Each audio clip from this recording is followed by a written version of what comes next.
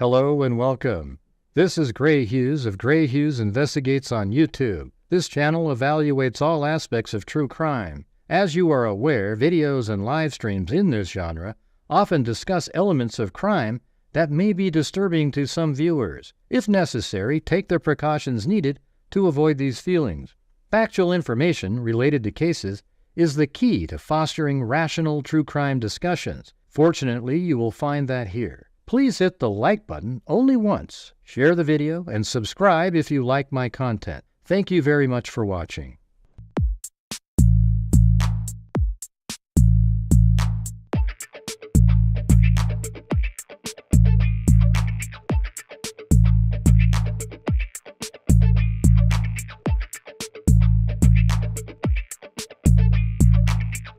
We are all Richard Allen! Huh? Did you hear what I said? Huh? It's a house!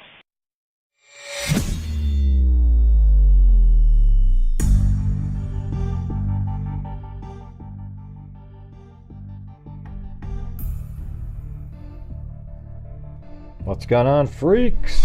How's it going?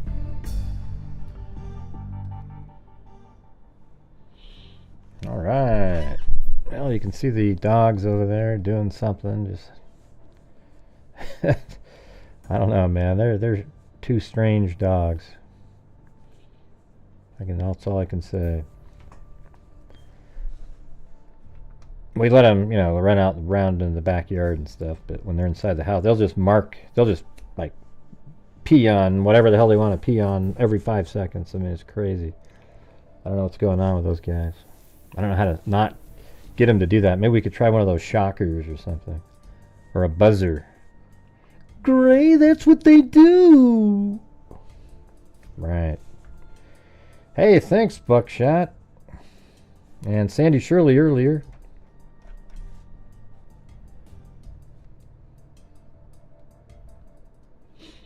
Should have some interesting stuff.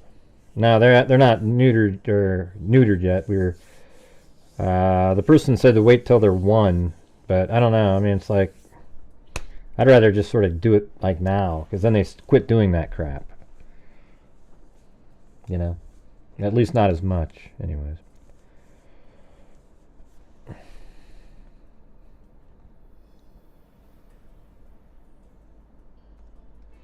All right, well, there's some all kinds of news going on right now. Unfortunately in the Dane Paulsen case, the little 4-year-old that was missing near the Siletz River, near the Oregon coast. A body has been found in the Siletz River in Oregon.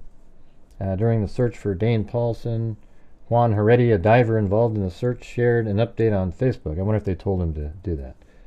A body has been found in the Siletz River in Oregon during the search for Dane Paulsen, a toddler who was reported missing on March 1st. KAT reported citing the Lincoln County Sheriff's Office. Hey, thanks for the coffee, Lisa Valenzuela. As of now, authorities have not confirmed the identity of the victim. Juan Heredia, a diver involved in the search, shared an update on Facebook. He said, is over. After 2 hours diving the river, I found baby Dane. Rest in peace. That's kind of a lame post, Like, the family has not issued a statement. Dane Paulsen, a 2-year-old child, went missing. I mean, we have all this. Let's see.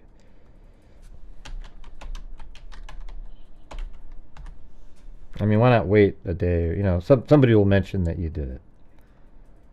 You found it, right? And I found the body. I mean, it's just, hey, it sort of feels like Adventures with Purpose, just.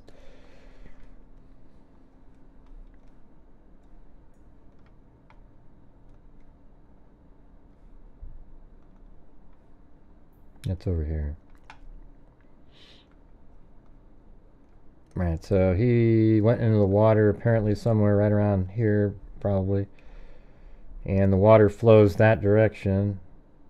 And, the areas that he'd be in are probably either right around in that one, And then I picked this one way further down the stream that's even more likely inside of something like that. But this is also very, curves back and everything, so it could just be down in that area. I mean, it's pretty crazy that he just was only diving for 2 hours. Maybe there was a hit on a boat's, sonar, and it was able to pick up, oh, looks like there might be a body here, and then he dove down there and found it. I don't know if he's the only child. I can't remember.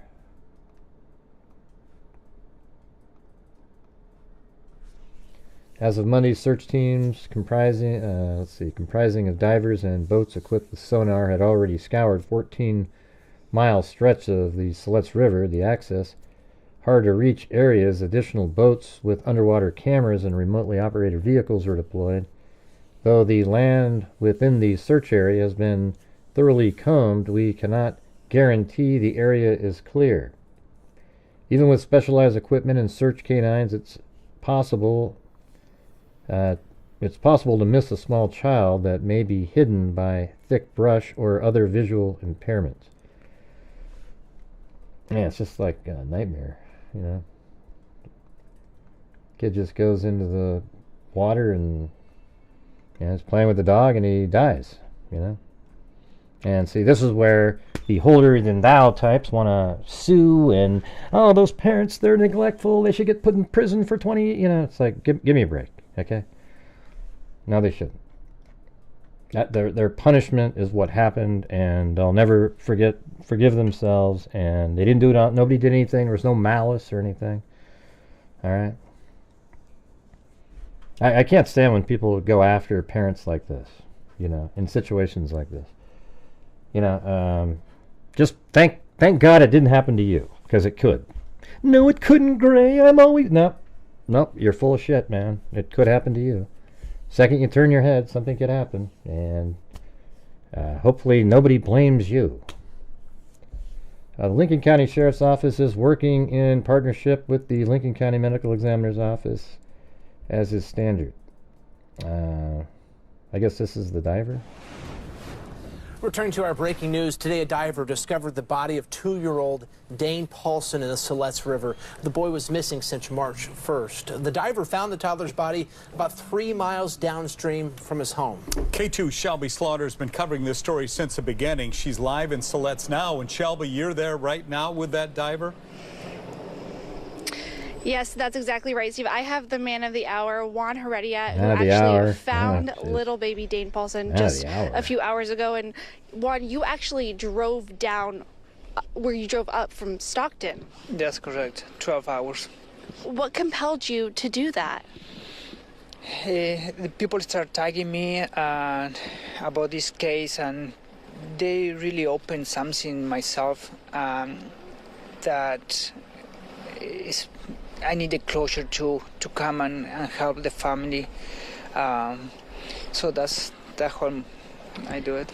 And Juan, we know that you found Dane in a place that was already covered by divers. What compelled you to look there again? Well, first of all, I got to start where we assume he went in the water, and I don't stop until I found a person. I don't know how many miles. Today I covered 2.5 miles.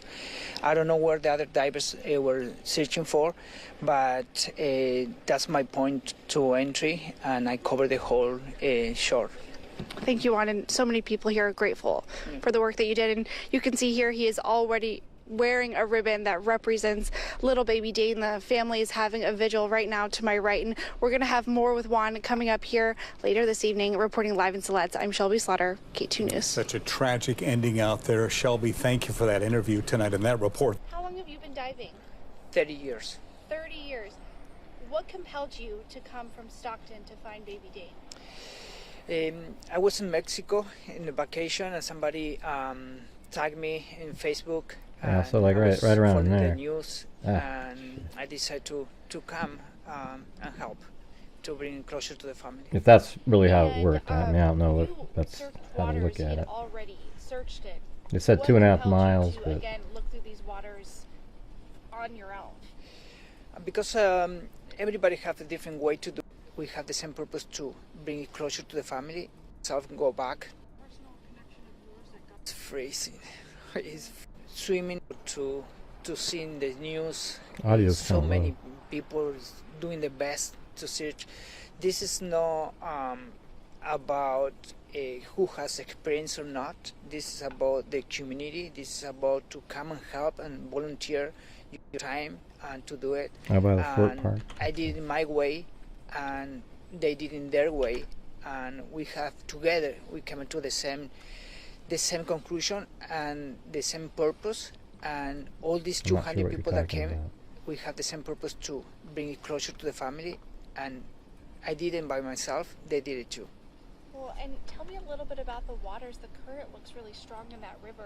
Was it hard to swim in? And I was swimming with the current, and so it wasn't that hard. When I saw holes, There isn't a and Fort Park. I want to come back. I Sorry. was just Hey, thanks, Allie Cake. hanging out on the shore, pushing by myself to go back to swim again. But the water here in Oregon is freezing.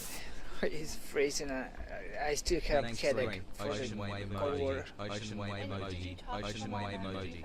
Yes, I did. What did she say to you? She was very thankful what I did. There's no words. Yeah, she didn't have words. I didn't have words. Just we were just crying together, and that was it's a hard moment, you know. Is there any personal connection of yours that got you into diving? What do you mean FT Park? This kind of diving? I started 30 years ago. I live in Oregon doing too. The jazz recreational diving, but I started doing search for people here. Yeah, the water's on March cool, too. 21st, when Right. I found the Xavier Martinez was the first person I found in Stockton. From there, Xavier Martinez. From there, everybody started calling me and tagging me in how I came. Actually, this week we're gonna have a candlelight for him, the first year after he passed. And you came here on your own dime. I noticed that you take donations. Yes, I'm a volunteer. I don't take money from the family, but people donate to our non-profit. No, he's like Adventures with What Purpose. happened with that donation? We can buy more equipment. We can buy new wetsuit. We can go Live. places where our fans can go by themselves. You work by yourself? Yes. How many people have you found? I found Dane's gonna be number 7, but I was in 13 searches. So you've been a part of 13 searches, and you have personally found 7. Yes. I don't know. Something feels kind of weird about this whole this whole thing. You know, I mean, it's great and everything, but you know, I don't know. I mean, there's a 4-year-old kid that was just found, and your guys are sitting there going, "Wow, geez, okay, so you've done 13 and you found 7? Ooh, man, it's weird." Hey, thanks for joining the channel, Claudia.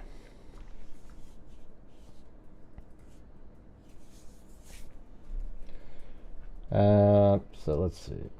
I don't know. I don't really have much more to add. I mean, at some point they tell us exactly where he was found. That'd be cool to put it on the map, you know, just to know where that was. But that's it, right? I don't want to spend. This is now sort of you know, the family time to mourn, etc. What is it audio of that you sent?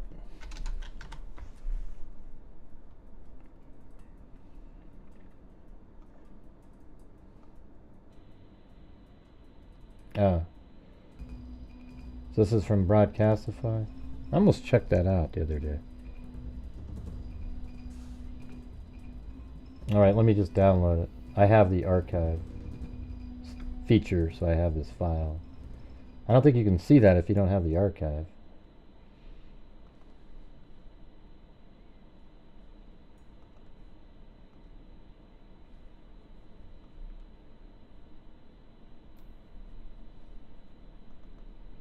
Hold on a second. I was a swimmer. I was actually a competitive swimmer, Kim Berger.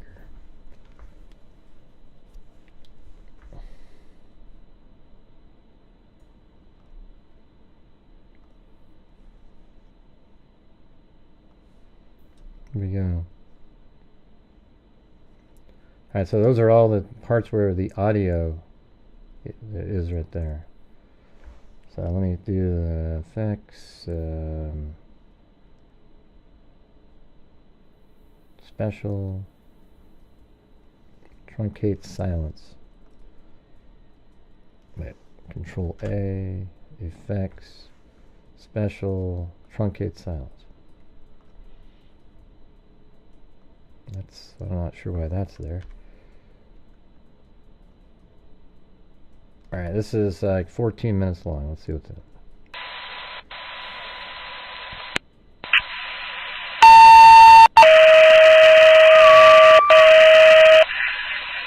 Wow, that's loud.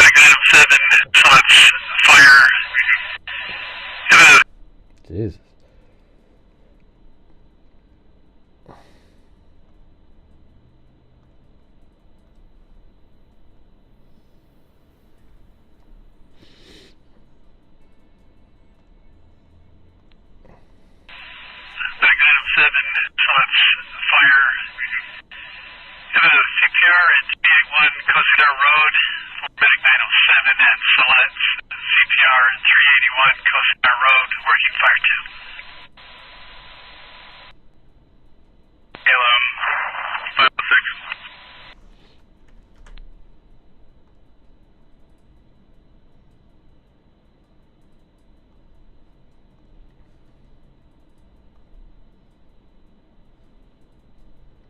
Do you know when it was? Salem Dispatch, can you attach Rescue 62 to the call flight?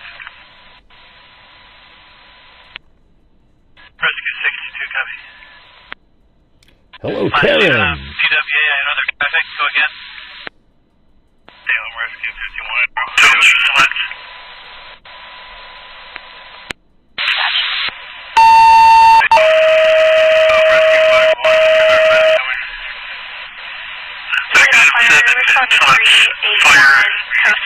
CPR at 381 Cosidar Road, Medic 907 at Salets. CPR at 381 Cosidar Road, working fire 2. that was like way too, hold on, let me try this again. That was like way too loud.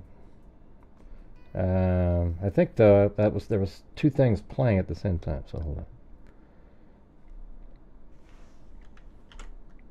Effects, compression, amplify, minus. Okay. Then Control A, effects, special, truncate silence. Alright. Now let's see. Medic 907 at Salets, fire. Here's your command. 51, I copy command.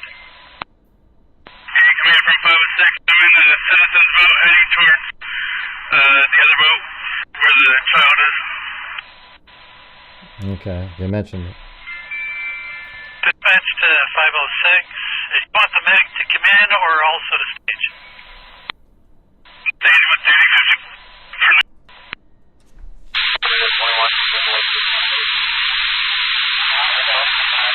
Squad 42, go for dispatch. Squad 42 will be en route with 1. And en route to 1 on Prelude. I don't have it the 7-minute mark because I applied filters to it. I mean, I guess if I reversed it all out and went over here, let's see. You want 503, I'll be en route here shortly. Copy. Dispatch to Toledo Fire with a mutual aid request.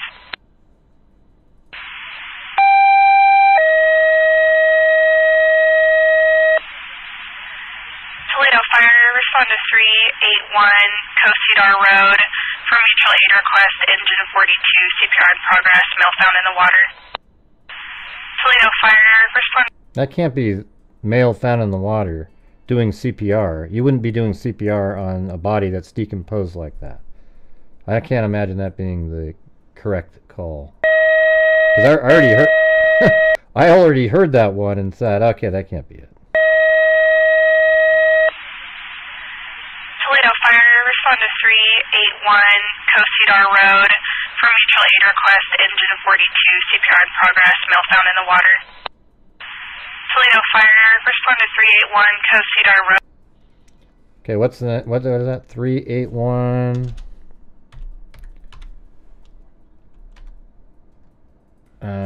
Something Cedar Road. I mean, what was it? What could you guys tell what that was saying? I just want to see if it even makes sense. Toledo Fire, respond to 381 Coast Cedar Road. For mutual. Like Toe Cedar Road or something?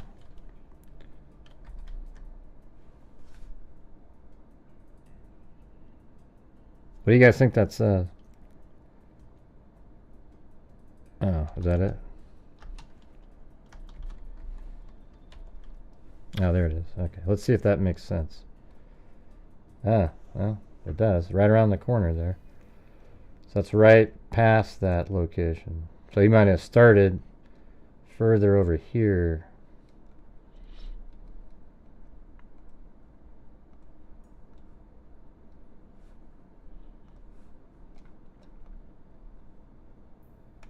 Cedar Road. Huh. Why would you be doing CPR on a child that's been in the water for, like, 10 days or whatever it's been? That's crazy. But, I mean, maybe somebody that was helping here got, like, drown, almost drowned or something. I just can't imagine anybody doing CPR on a obviously would be like a highly decomposed. The water's cold though, so. Salem Rescue 50.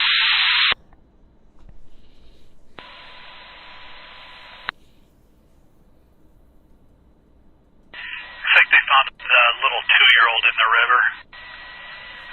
Mom is caller. Apparently a diver is located. That's a different situation. Completely different. Isn't that wild? So maybe somebody right here was trying to help in the search and they got in trouble themselves. 905 kept that into part.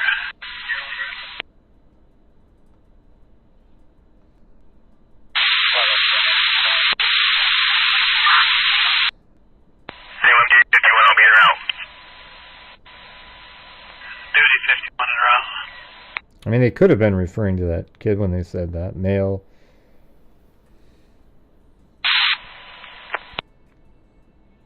Included dispatch 400 en route to Okay. Alright, well, I mean, I don't know if we want to just keep going through. I don't know. Squad 42, go for dispatch. Squad 42 will be en route with 1. Alright, well, you guys are having one of those slow starts again tonight. So we, on this channel every single night we try to raise funds to help support the channel and do all the great stuff we do at the end of the month. So while you're watching, Sandy Shirley tried to do a wave at the beginning of the show and got met with 0. So if you're out there and you have the ability to help support the channel, that would be awesome. We're currently at $14.98. Alright, $14.98. And struggling out of the gate. So if you guys have the ability to, that would be fantastic. Yeah. So I don't know if that's the same person, but I just can't imagine them doing CPR on a 2-year-old kid who's been in the water for over a week. Seems kind of strange. So it is right there, very close to the scene, so it could just be somebody that was helping out.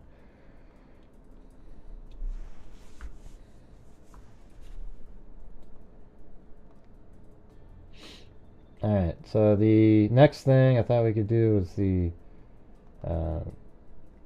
Sudiksha Konanki. Now that one to me is really starting to feel like Natalie Holloway type of situation. And that she didn't drown in the water.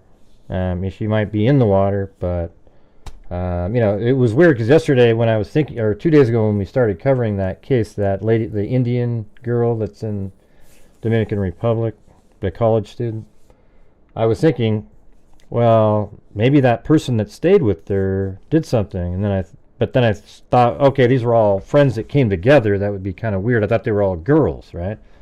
Well, it turns out one of them that stayed with her is a guy, and I'm not even sure he came with them. He was just somebody that was at the hotel. I mean, I guess we'll have to read through it, but he's like a wrestler type, and here's the thing: is like wrestlers, like 99% of wrestlers are just normal people. But when I was in college in my fraternity, there was 2 guys that were wrestlers, and those 2 guys were monsters. I mean, they would pick fights and beat up people. Whenever we'd have a sorority party, there'd be like assault complaints against them from women because they would just take them somewhere, and it was just like they were just disgusting people. Okay, so I don't those 2. So I don't want to. And then by the way, there's many more that would do the same damn thing. That were my fraternity had the wrestlers for the University of Oregon wrestling team, and then others. So it was kind of like, these guys were crazy people. Now, you might be a wrestler out there. Maybe you have met the same types of that I'm referring to, but I'm not saying in any way, shape, or form that even a majority or anything like that of wrestlers are like that. But I don't know. I don't know what's going on in the situation with her, but it's sort of now it's seemingly nefarious because the guy that she walked on the beach with changed her story, or his story, like 3 times already. Okay, and that's not good at that point.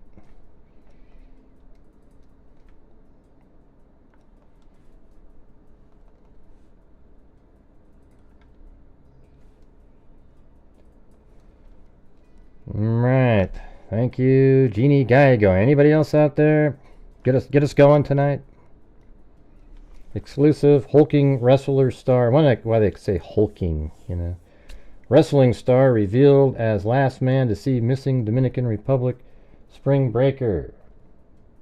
And he's got a YouTube video where he's a wrestler and he's talking. Like this is him right here.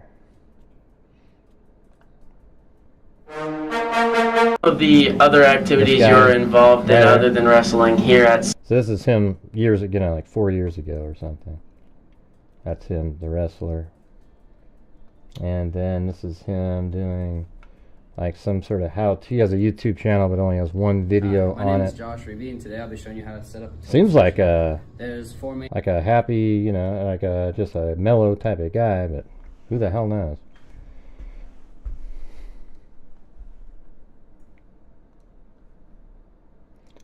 Yeah, they're it's kind of strange. Hunk, they call him. A hunk?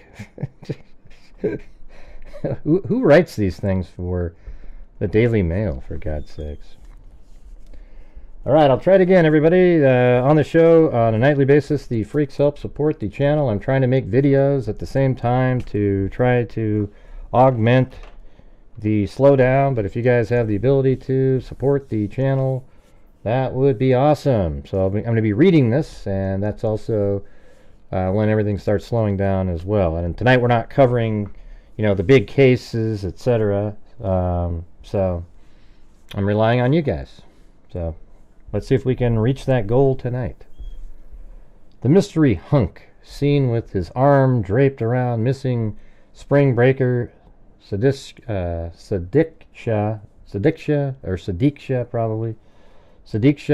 Konanki, on the morning she vanished, has been named by police sources as American Joshua Stephen Ribby. I don't know if that's how you say it or not, but a source close to the investigation told DailyMail.com that Ribby 24, a powerfully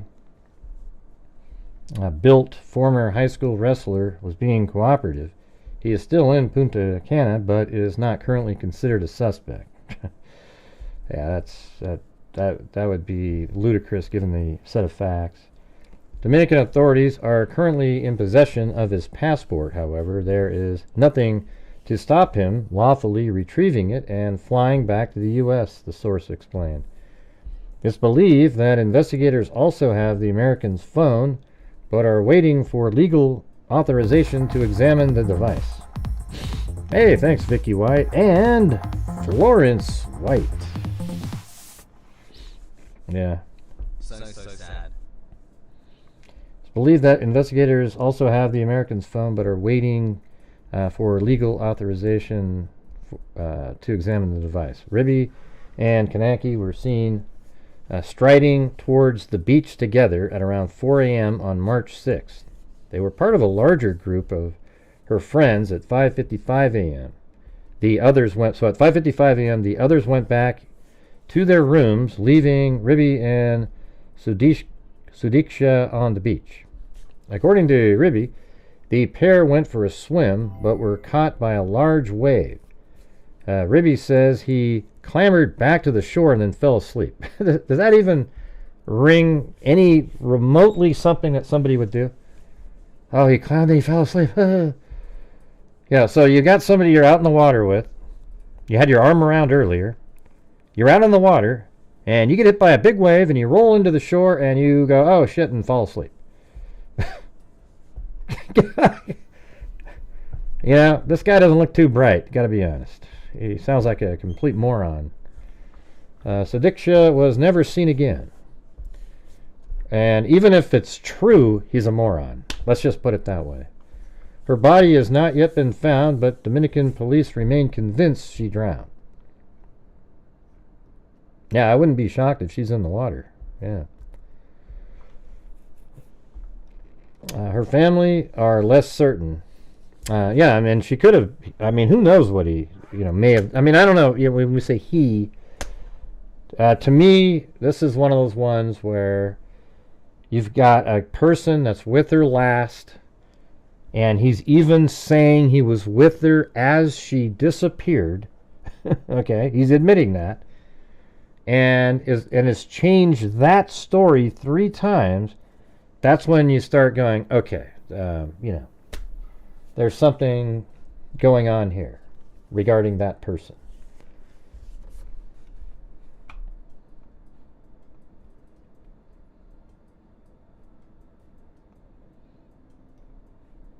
Yeah, let's see. We've only got 1 coffee in tonight. Definitely need more of those. I'm thirsty. Alright, so he lives in Rock Rapids, Iowa, and is a senior at St. Cloud University, Minnesota. A private investigator who probed murder victim, look at that, Natalie Holloway. It's very similar. 2005 disappearance, disagrees with the police theory that Sudiksha drowned. The camera picked up yeah, listen to this. Here, let me just show you. I have this recorded here. Watch. You might as well just throw this out here now. Okay, so forget that was at the end. So look at how they're walking together. There's video here in a second. So here they are walking. I don't know why they have to put all this bullcrap stuff on it. But that's him back here, and that's Sudiksha right there. And notice he's got his arm around her. It seems like they sort of like each other. Like her arm is around his, but he's out, he's drinking. Looks like. And so apparently this is like at 4:15. There it is, 4:15 a.m.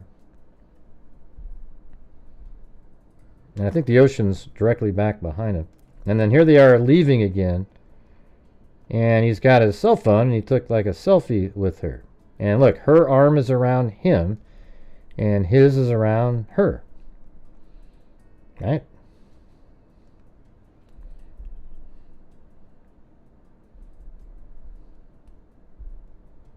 And then look at this. This is him coming back at 8 something in the morning.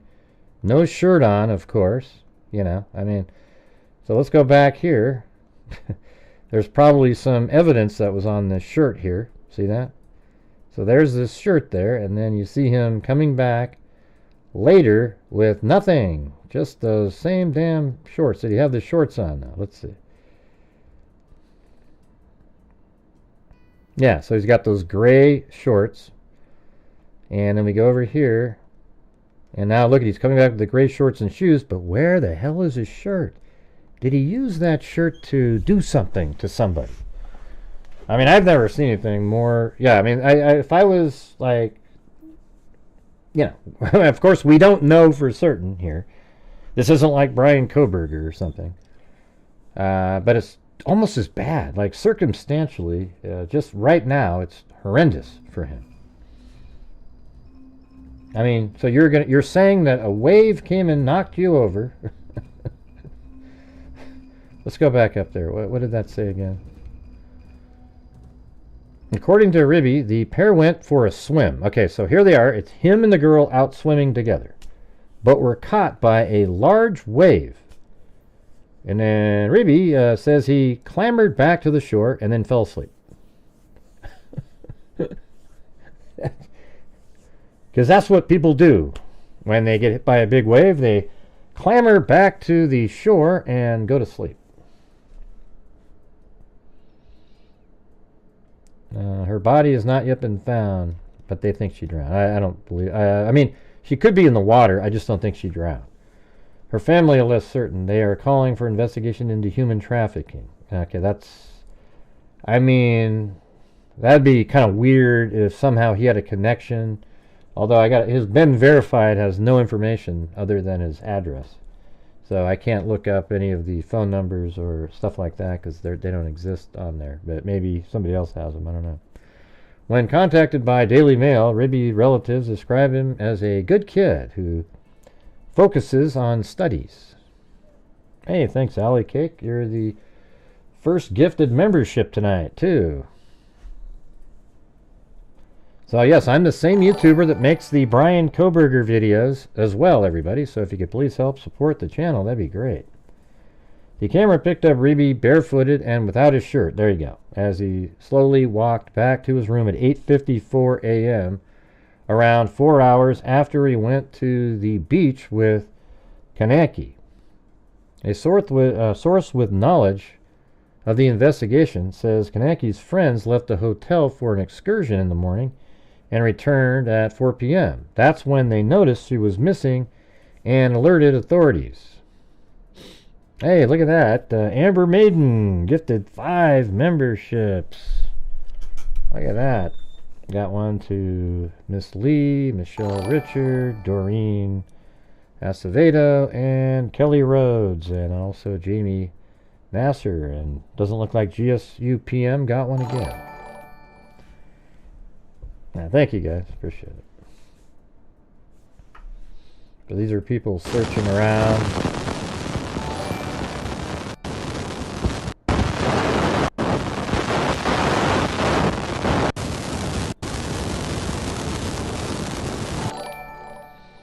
And that's him walking back. That's a still frame there.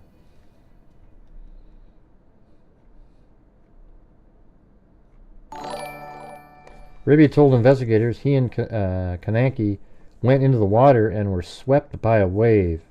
He said that he swallowed a lot of water and that they were able to make it back to the shoreline. What? Ribby added that he got out and began to vomit before he turned around and saw Kononki walking along the shore to pick up her clothes. Oh shit, so why would he be saying that? God, there's that's actually, so that's to me, to pick up her clothes. That's crazy. So he's admitting somehow her clothes weren't on at that point. Jeez. He also told investigators that he eventually fell asleep. Okay, so let's see. You and your partner that you're hugging with and walking, and you go to the beach, and a big wave hits you, but you both make it back to the shore, and you sucked in some water, but you both make it to shore, and you turn around and look, and the girl that you're with picks up some clothing, and you go, oh, and just fall asleep for hours. Yeah, no thanks. He also told investigators that he eventually fell asleep at the beach before he woke up and walked back to his room. He didn't wonder where she was? Like, hey, where'd she go? Holy crap, man. I thought maybe she'd be sitting right next to me here. Dominican Republic authorities believe that Kononki... So, see how that's already two different stories? Like now she's walking down the beach, and then another one, they got hit by a big wave. Dominican Republic authorities believe that Kononki, pre-med student, may have drowned, but have yet to retrieve her body as the FBI joined the investigation. Well, I think the FBI is probably more on track here.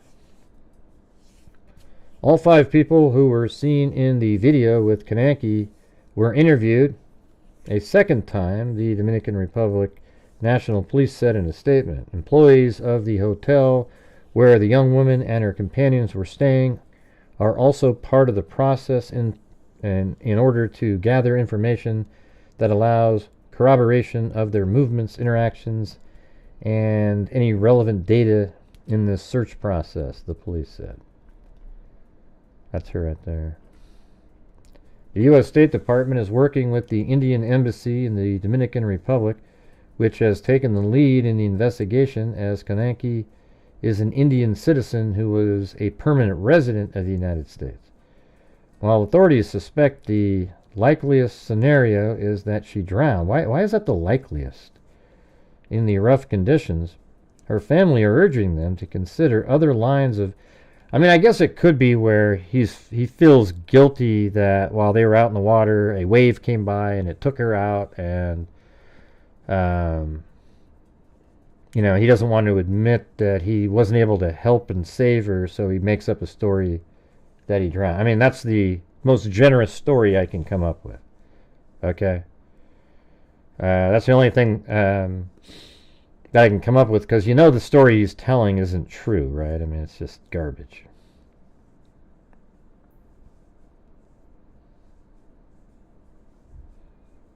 Mm-hmm.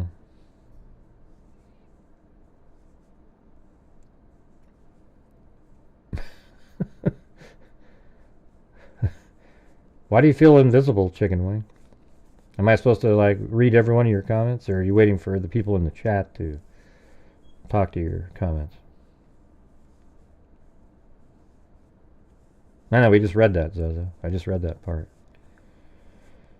Alright, so it's 4 days, and if she was in the water, she would likely have been strewn to shore, her father said in his complaint. She's not found, so we're asking them to investigate multiple options like kidnapping or abduction. Yeah, but the thing is, it's got to be related to him. Where was he until 8:54 in the morning when he comes walking back in? Are there any witnesses that say, oh yeah, we saw this guy sleeping on the beach? Okay, that would be a big piece of information for him. I would imagine in a warm place like that, there should have been multiple people out on the beach walking around, even at 8:54 in the morning, and would have seen this big hulking guy sleeping on the beach. And if you can, you know, maybe somebody at 6 in the morning saw him laying there. And if you can verify that, then wow, you know, that's interesting. Something like that. I don't think they seem very drunk. I mean, I think Madison, Mogan, and Kaylee Gonzalez look way more drunk than those guys.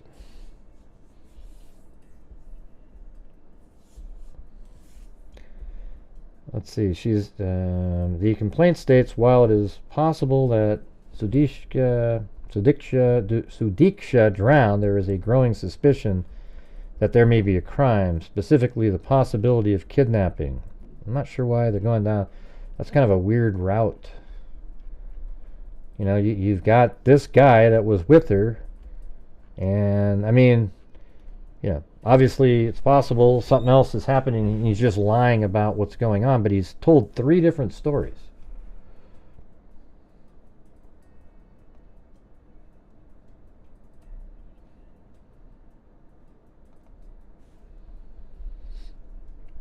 All right, New Delhi. A 24-year-old tourist from the U.S. state of Iowa was the last person to see Sudiksha Konanki, the 20-year-old University of Pittsburgh student who went missing from a Dominican Republic beach. Joshua Stephen, R-I-I-B-E is supposed to be, who admitted to passing out drunk on the shore claimed Miss Kononki. I thought you inhaled water and you know.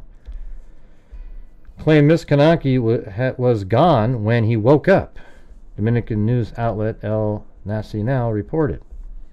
Now, as a massive search enters its 4th day, her family fears she may have been kidnapped.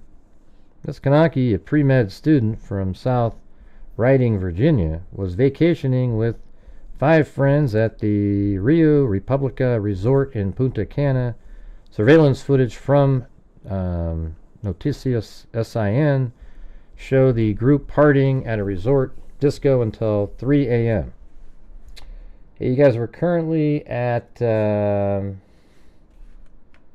let's see, at 25%, 20% of the goal. So if you guys have the ability to help support the channel, that would be fantastic.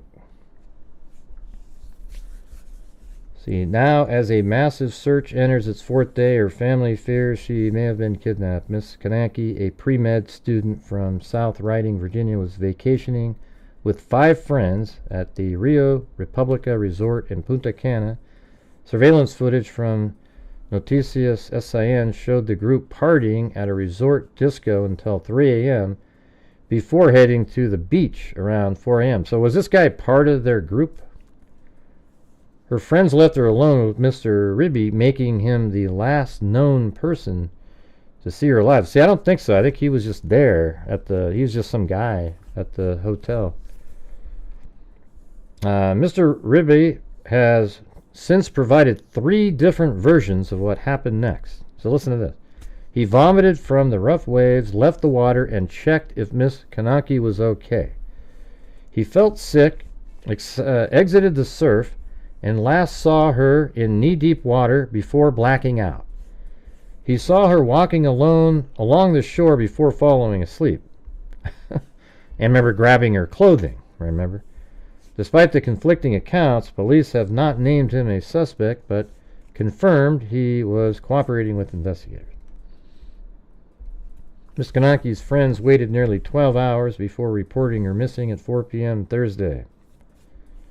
Authorities have deployed drones, helicopters, boats, scuba divers, and all-terrain vehicles to search for the missing Indian student.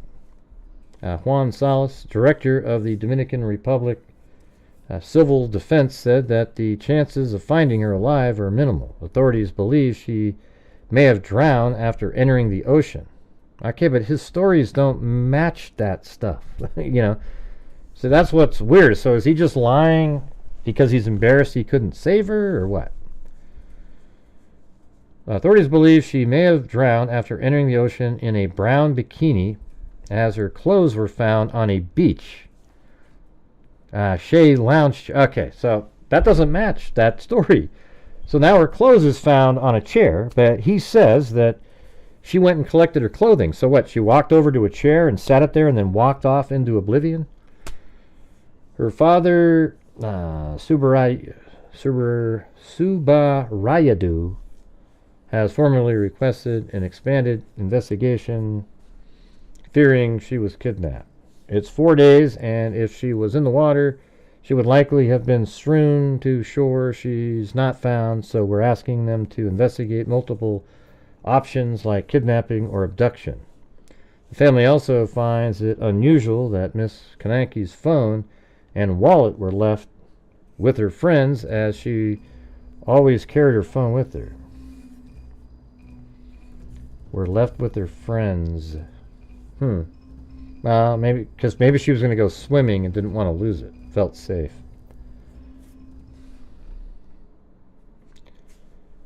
If she's not in the water, they couldn't find her in the resort. I mean, how come nobody's really talking about this? The elephant in the room. It's bizarre, you know. The Dominican National. They probably don't want him to quit talking. Maybe. What do you mean? Too many comments? The Dominican National Police are now interrogating multiple individuals, including Miss Kononki's friends and other resort guests. Authorities are also reviewing surveillance footage from nearby resorts. I heard like the power went out too or something.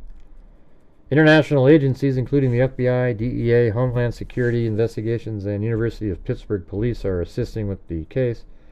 The Indian Embassy in the Dominican Republic has taken diplomatic charge.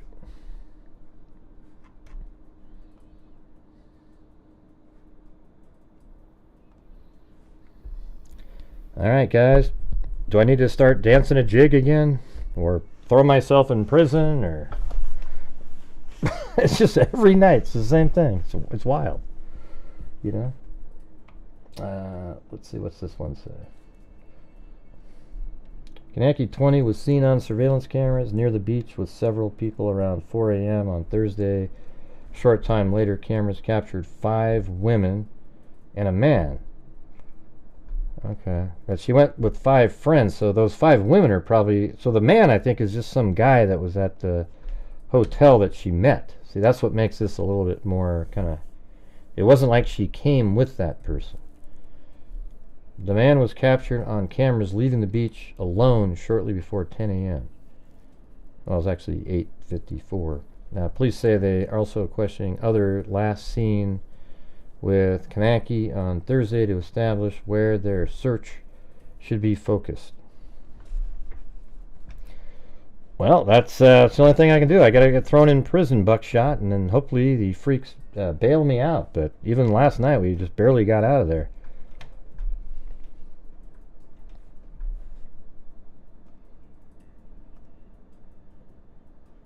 This TikTok doesn't have anything on it.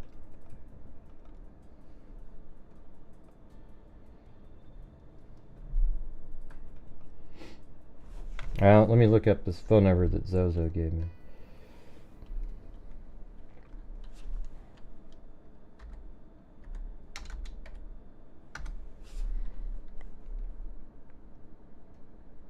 And that's not what it says, Chuck.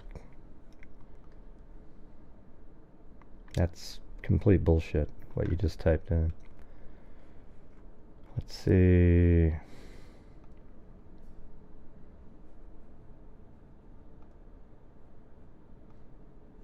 Doesn't match the facts.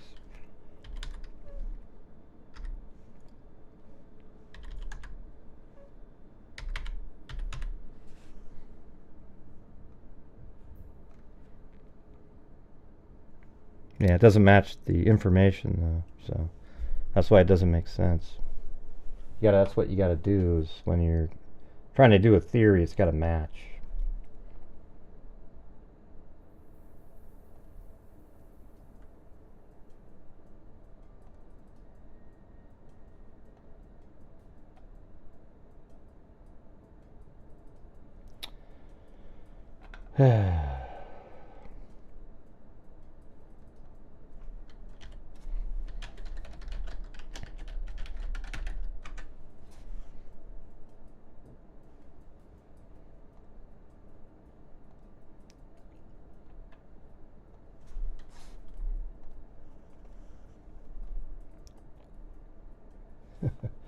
Alright, I'm trying to log in, but I have to try a code here really quick.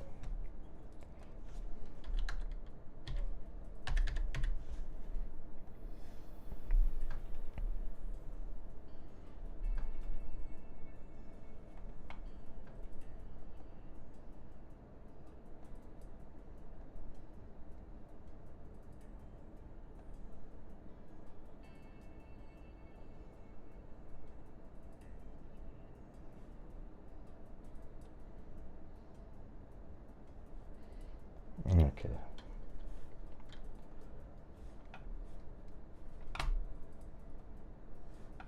Got a lot more to do tonight, you guys. I'd like to be able to finish it.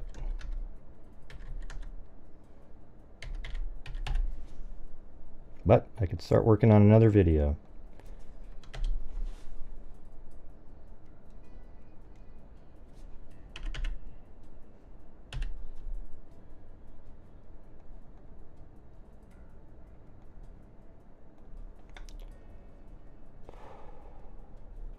I think he got rid of his shirt for... I mean, why is his shirt missing? He did something with that shirt. That's what I said a few minutes ago.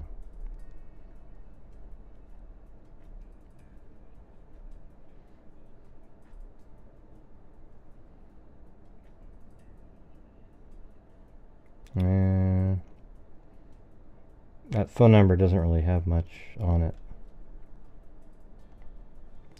Not much on there.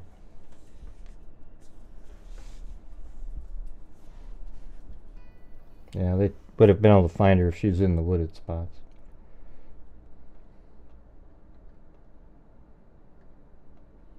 I'm just trying to look at the way he's walking. He seems like really, you know, I don't know, what's he doing? Hold on. Almost seems like he, let's see, like right there, almost like he's looking at, I don't know if he's looking.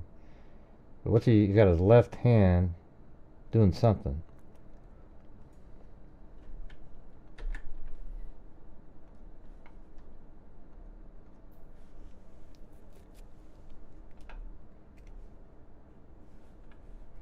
I think it's his left hand that's weird. Like usually you're just walking. Just like, I don't know, it'd be interesting to see if he has any marks on him at all. Although he's a wrestler, so he could get somebody in a...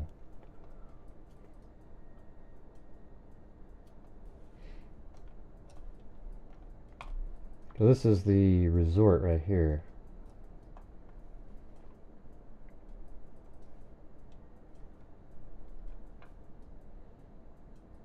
Yeah, well, that looks exactly like, you know, I don't know if that's, I mean, this is what it looks like where they're walking in the video.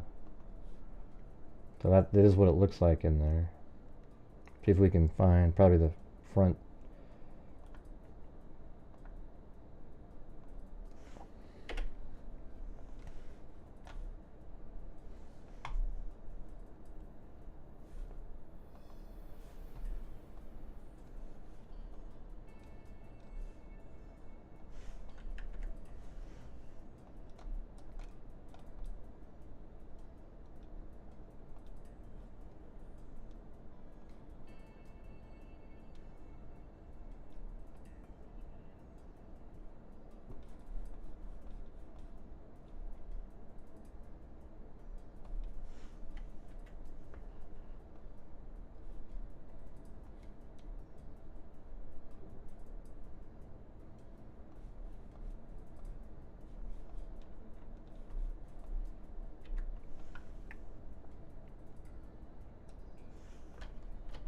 No, it's not. Dominican Republic.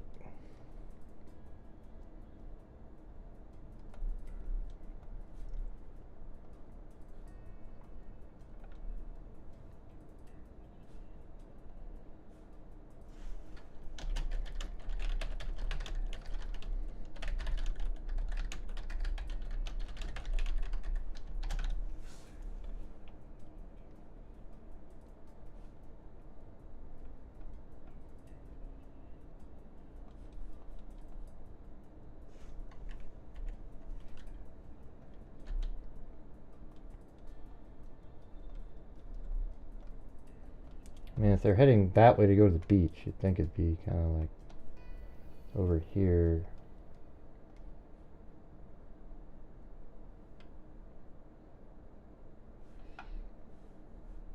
I was never in prison. That's the problem. It's always Cheryl Moran helping the channel out. Right? Where's everybody else? Okay. Hey, thanks, Cheryl Moran. Towards the goal. Smiley face emoji. All right. Thank you. Appreciate your generosity. I think we made it. Now we're at maybe about almost 50%.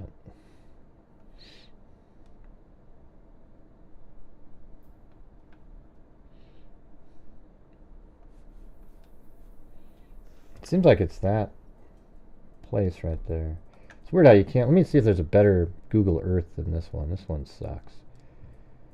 Oh yeah, there you go. Okay, now we can see these paths that are heading in, and then the one that I think it would almost be like right there. one of these. Let's see.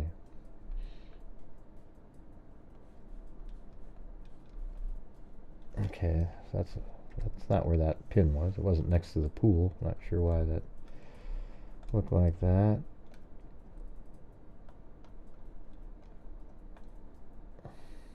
And there, it's brick, right? Hey, was that you? That wasn't you, Cheryl Moran, that wanted to get the link last night, right? It was the other Cheryl, I was thinking.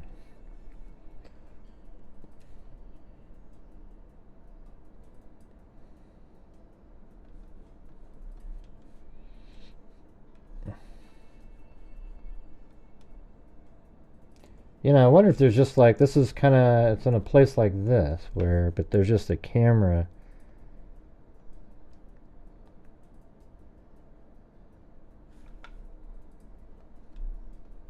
And it looks just like that. Almost.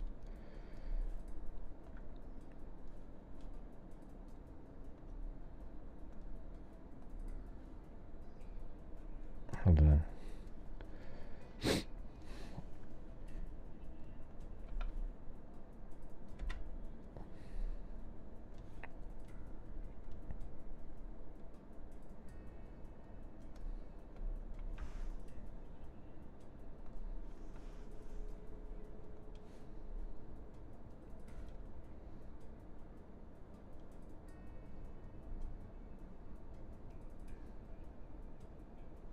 I'm just looking at this here, trying to figure out where. I mean, it doesn't. I don't know if it really matters that much, but I think it's probably on that though. But maybe right in this location, because they were going back out to go to the beach. Okay, we already did that one.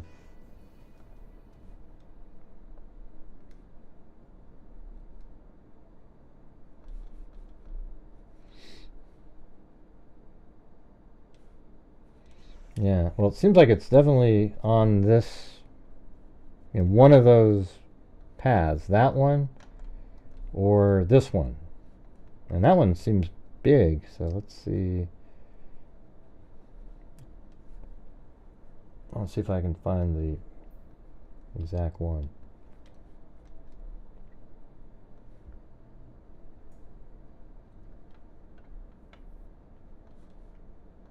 No, that wasn't. I guess it goes the other way. So I think it's probably in here, because this one doesn't seem, you know, that's going to a swimming pool. That's not where they were going. So inside of here, I guess there's some over here too, though, right?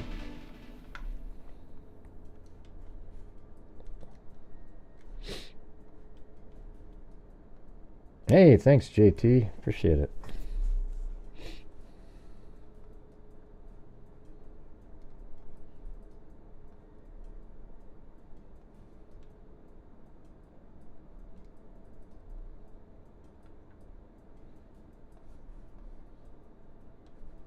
Huh, is that where they were walking? So they went to eat dinner, so maybe they did go right into that. Right here. Let's see.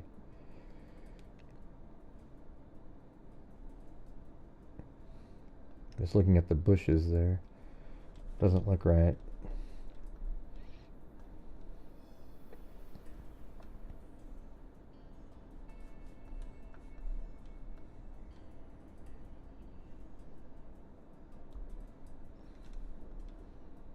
Yeah, it's this kind of brick like that.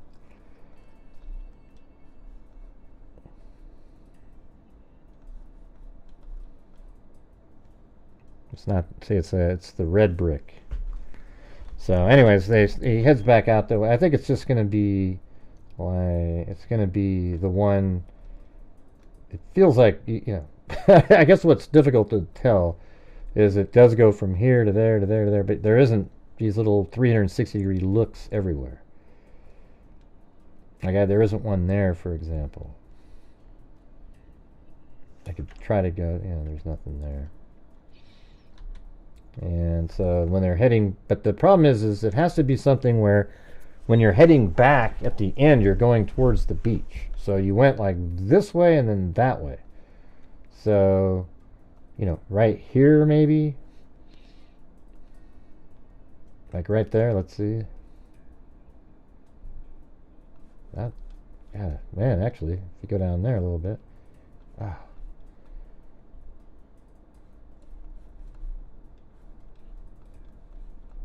Yeah, so maybe down that path and then they take a left and go down that one. Because that one does look, you know, we're starting to look pretty similar here. And it looks like you go down there and then there's a side road that goes left and right, but those are all over the place here. Like that could be what this is, right? The pool, but they kept walking this direction and then they go down to the beach. So that kind of seems like that's what that is right here.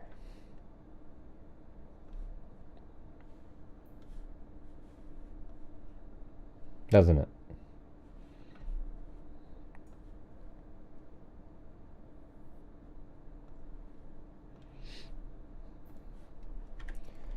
Well, anyways, they eventually got to the beach, and well, that wouldn't be the direction. It'd be this direction goes to the beach, and they went down here, and like, apparently he just took a nap out here. Are those all people? That's incredible. Or chairs, I guess. I mean, the waves do look sort of strong, right? What do you guys think? Do you think it's more likely that he just lied because he was embarrassed, or he did something? Here, let's do a poll on that one. Because he did lie, right? I mean, this obviously is not a real story.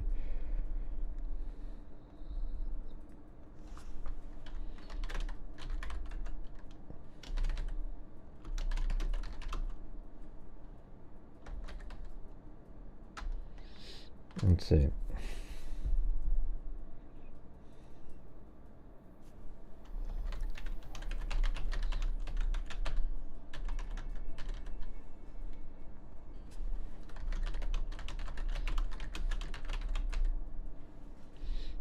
All right, there we go. Lied because embarrassed, lied to cover up a crime.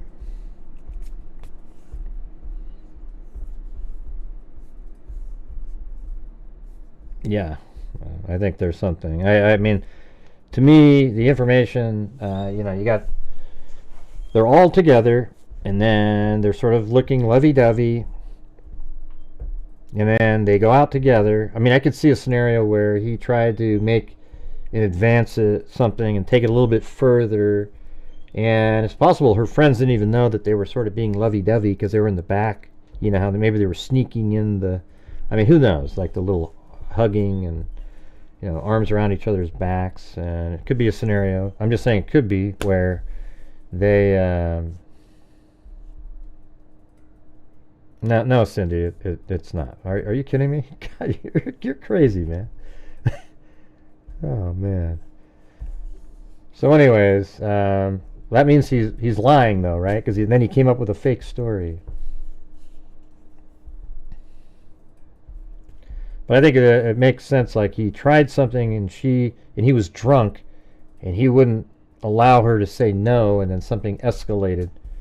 You gotta ask yourself, where the hell's his shirt, right? Wouldn't you, like, if they really went swimming and he took his shirt off, it would be on a chair just like her clothes, right? Why would his shirt be missing if he swam with his shirt on, for example? His shirt should be sitting around. I think it's sort of interesting that his shirt's missing. Okay, Michelle. Okay, good for you. Let's see. What's this all about? Well, you'll have to go back and hit the rewind button, Dirk. I'm not going to repeat it just for you. Let's see. You don't just fall asleep if someone just got swept away by a wave. Right. He said that a big wave came, and they both got swept to the shore, but he gulped some water, and he just fell asleep. But before falling asleep, he looked back and saw her picking up her clothes. So she just bailed on you? Give me a break, man. She didn't, you know. So it was right after that this wild bunch of kidnappers showed up and kidnapped you right when you were sleeping. What a miracle, everybody. This guy passed out right when she was abducted and doesn't remember anything. Give me a break. I'm kind of shocked up here, though. We actually have 43% said he lied because he was embarrassed. Now, but I mean, I guess that does make sense, right? Like, let's say he did take her out in the water, and she got swept away, and he really didn't know how to help her. So then he made up something like, like he was sick, you know, like he couldn't do it, you know, like something happened to him when the wave hit. He inhaled water. And that way he can feel like he didn't, you know, he doesn't feel as bad because he too got hit by a big wave because he couldn't help her. So that does make sense. That one isn't something that you can just sort of, you know, like say that isn't possible, because that definitely, a guy like that might feel compelled to make up a story that made him look better for not being able to save somebody. But that's not what he's saying. You see what you get what I'm, yeah. The problem with his story is he kind of places her on shore twice in his stories. So why would he do that?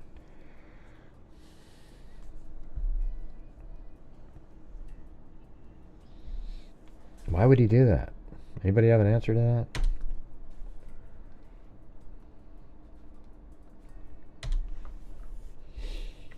All right, we're short on the coffees tonight, you guys. We've only got one, if you can believe that. That's like a record.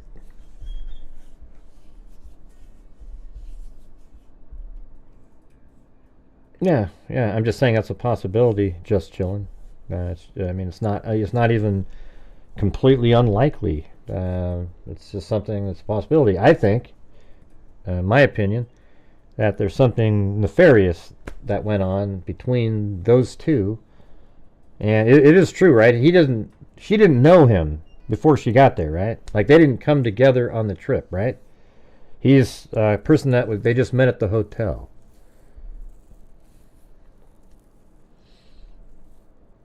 Maybe she was wearing his shirt, but she took off all her clothes to go swimming in her own swimming suit, but then put his shirt on. Yeah, that doesn't make a lot of sense. Let's see. Could be he was so drunk he doesn't know and he's embarrassed because as tough guy he... well, that's the part I'm saying. I think he totally remembers everything. He just doesn't... he couldn't save her. I don't believe that he was too drunk that he doesn't know, so he's embarrassed. If that was true, he'd say, you know, I just got so drunk, we went swimming and we went to the shore and I just sort of laid down and then she disappeared. I mean, I don't know. It just, he has too many stories where he puts her in there. Like, why is he saying that he saw her walking and picking up her clothes? That means she's completely on the shore, because they said her clothes were actually sitting in one of the chairs. So that means that's not a true story that he said right there.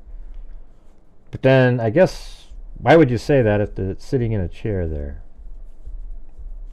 If the clothes are completely missing, that would be more nefarious. But they found her clothing in one of the chairs. But why did he... So I guess what he's saying is he saw her picking it up and then the clothes in the chair, so that means she was okay, and he just passed out and then somebody else came in and abducted her. So he's trying to make that story work.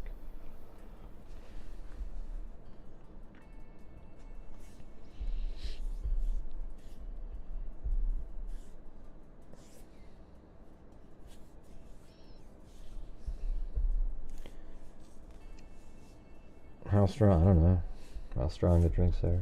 They don't really say.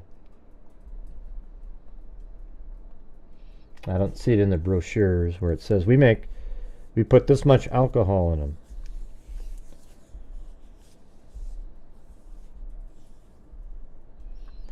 Since the shirt we see him in is one of those, well, he didn't even have it with him, you know.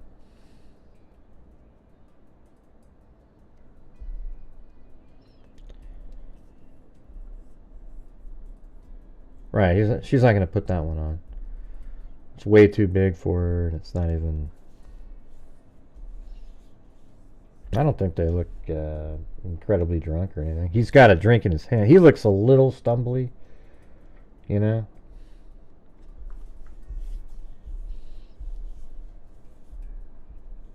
But I mean, I think most of them just look like normal people having drinks, and you know, he looks like he's had more than the rest of them.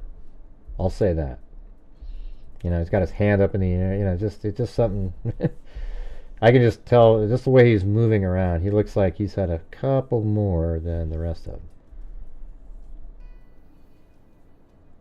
them. You know, it would be interesting to see that last photograph that he took of. He took a selfie of both of them.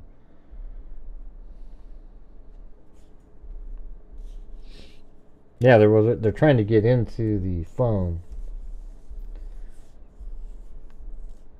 Yeah, he doesn't really look like her type, you know.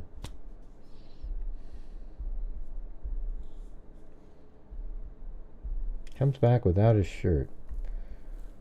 You know, he says he was sleeping on the beach. Did anybody... So that's another thing I was saying earlier. Did anybody see him sleeping on the beach? I don't know.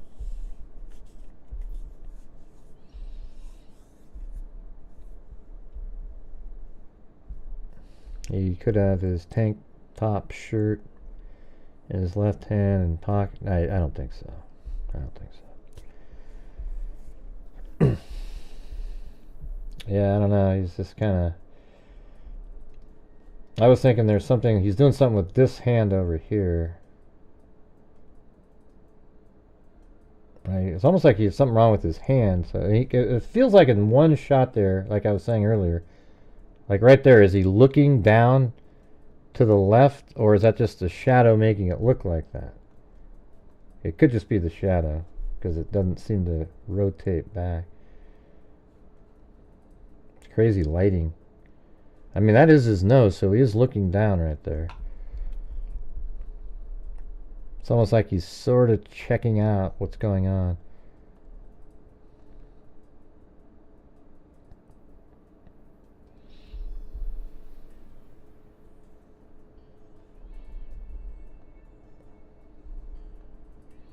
Yeah, that's what we were just saying. That's what Moofy said, Zozo, up above.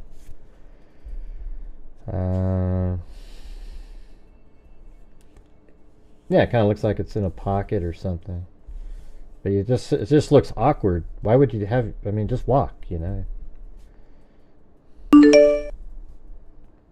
And then the other hand, he's got something in it. Maybe that's even his phone, I guess. I can't tell. It looks like maybe glasses or something.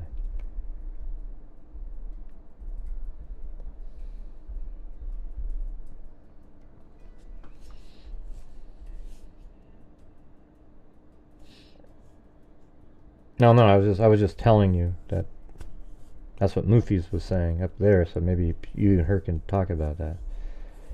He's holding up his shorts. What? What do you mean he's holding up his shorts? What are you talking about?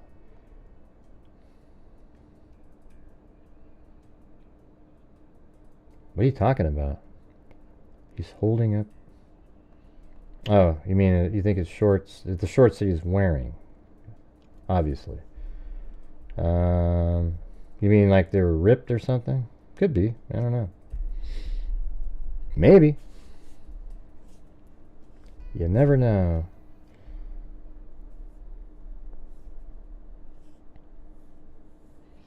Does it look like he's holding up the shorts he's wearing? Somebody else just said the same thing. I just read it. I don't think it's his hand, it's his arm, and boy do arm dislocations hurt. Yeah, I don't know, man. He had interviews and stuff with police, and I don't think it doesn't seem like he was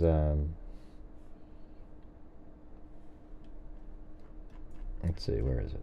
Like there he is standing there talking to them. You can tell they kind of like these guys are all looking at him. Yeah, let's see that picture. Hey, look at that. I got a coffee from someone. Doesn't say who, just says someone. Was that you? Buckshot? Didn't say your name. Yeah, usually it shows up in the chat there.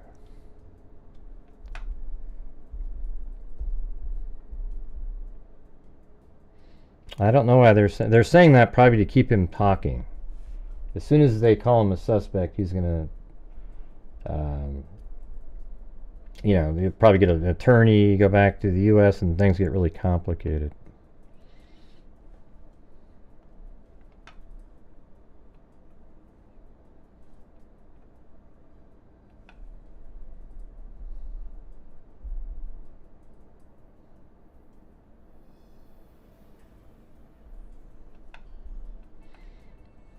Yeah, people drown a lot. Could it be that she just drowned, and he's lying to make himself look better?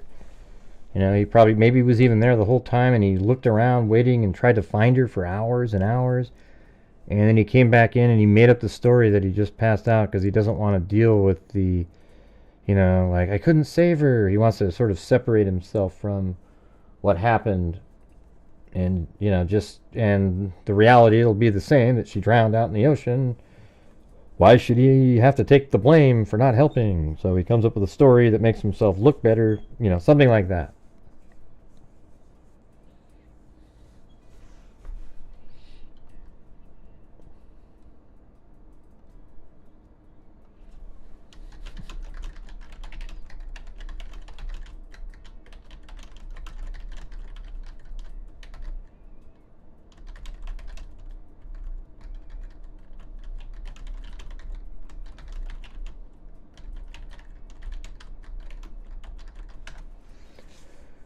Let's see, especially a foreign country.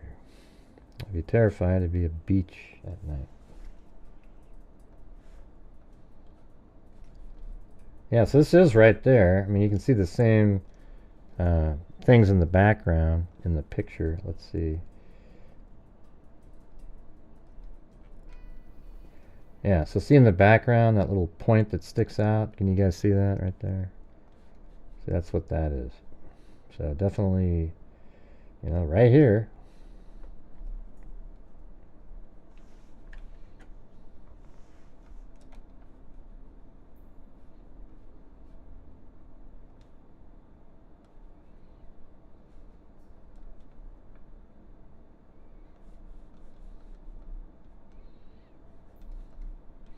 Yeah, so we just saw it on it. That looked like a really stormy day. This is more calm, obviously.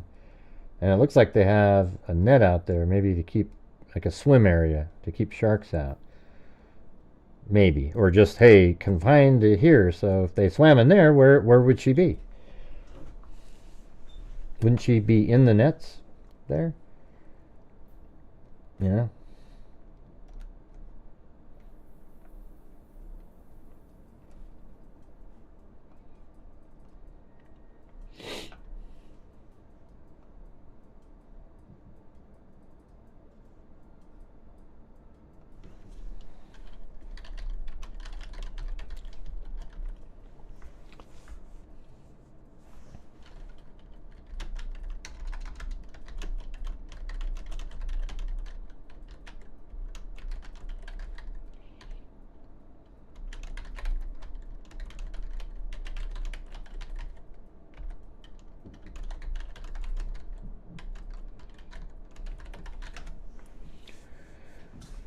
Let's see. Yeah, it's my first time.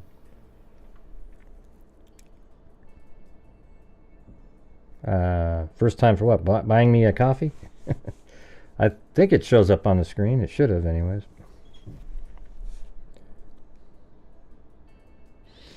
Yeah, well, you know, basically, we're sort of stuck now, but my feelings are that, you know, those are the two choices above that I put out there. That he's lying, you know, no matter what, he's not telling the truth of what happened. Okay.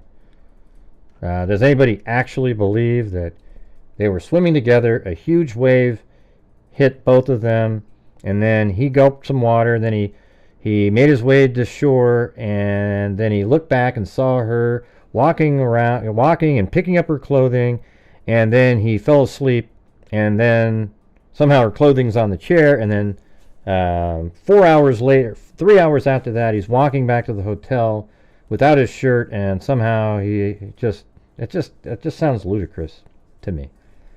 All right.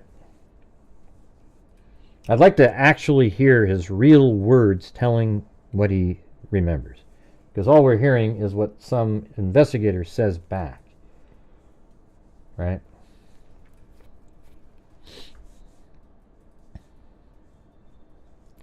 First time I said a coffee grave. Oh, well, I thank you for sending me one. That was very nice.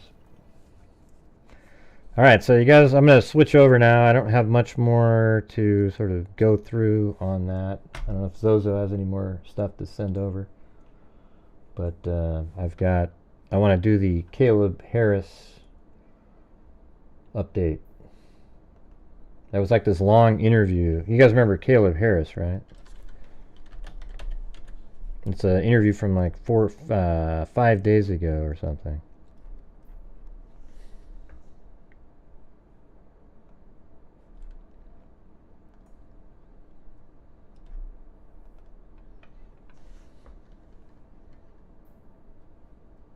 Yeah, so remember we did all this. I mean, we covered this for a long time. So Caleb Harris, he lived right there. You know what's amazing is I figured out all the stuff that they show on their map is exactly where I have it. I mean, this sheriff guy goes out there and he actually gets out a map and points at stuff. Like I already had, this is where the surveillance shot with the dog was. I figured that out on my own. This is where the little place was where he filmed outside, where it was foggy. The only part I couldn't really tell, well, there's an image that we never got to see of a dog that he sent to somebody.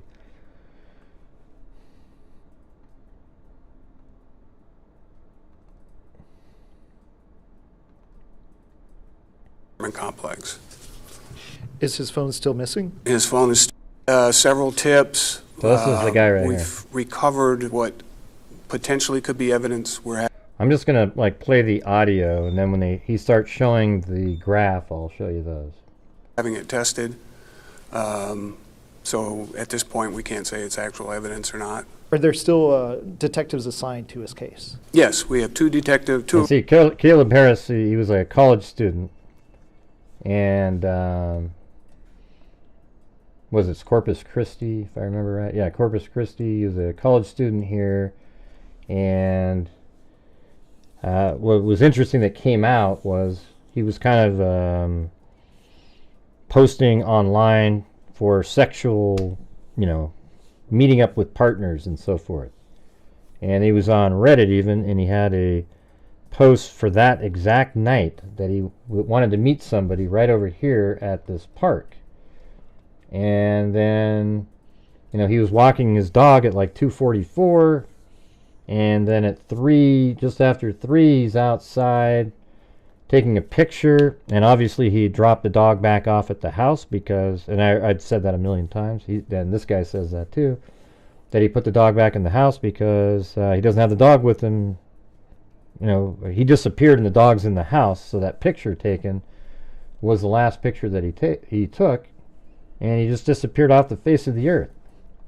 And then they found his body like way later inside of, where the hell was that? Right here. So the last photograph he took was right there, and then his body's inside this well dump. This well, not a dump, but like a well right here, and there's these pipes, and right in this spot right here, this mound, there's actually a manhole that pipe leads to directly to inside of this well or something. I mean, it's really crazy story, and his body was just floating around in there.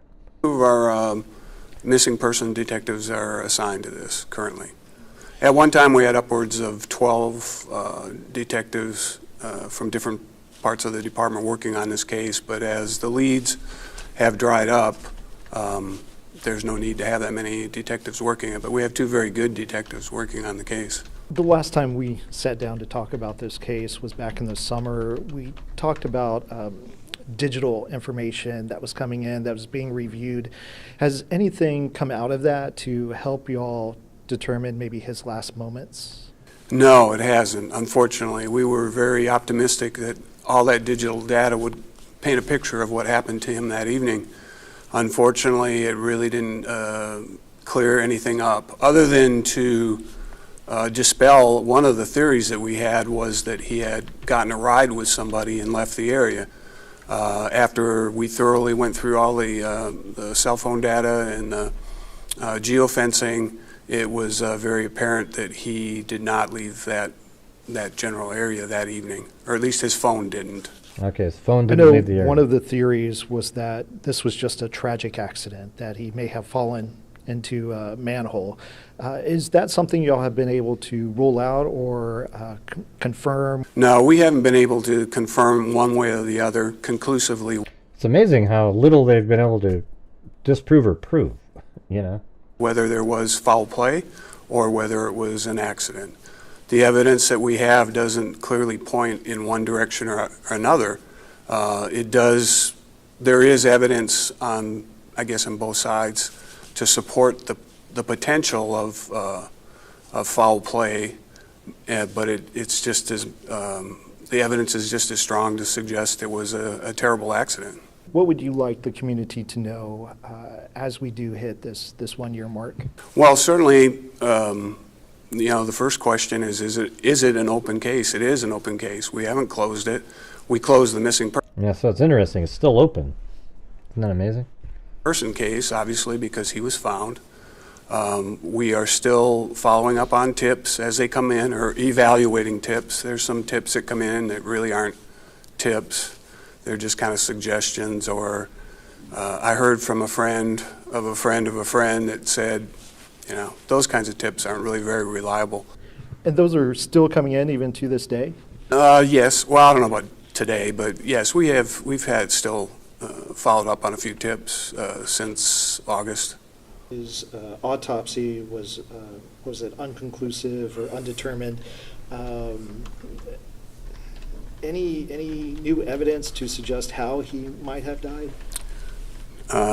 Nothing since we got the final autopsy report from the ME. I know you had kind of some slides that you were going to show. I guess, what were some of those images and what did you want to share? Well, one of the things, I guess some of the misconceptions that are going on about this case, there was no confirmed sighting of Caleb that evening outside of that apartment complex.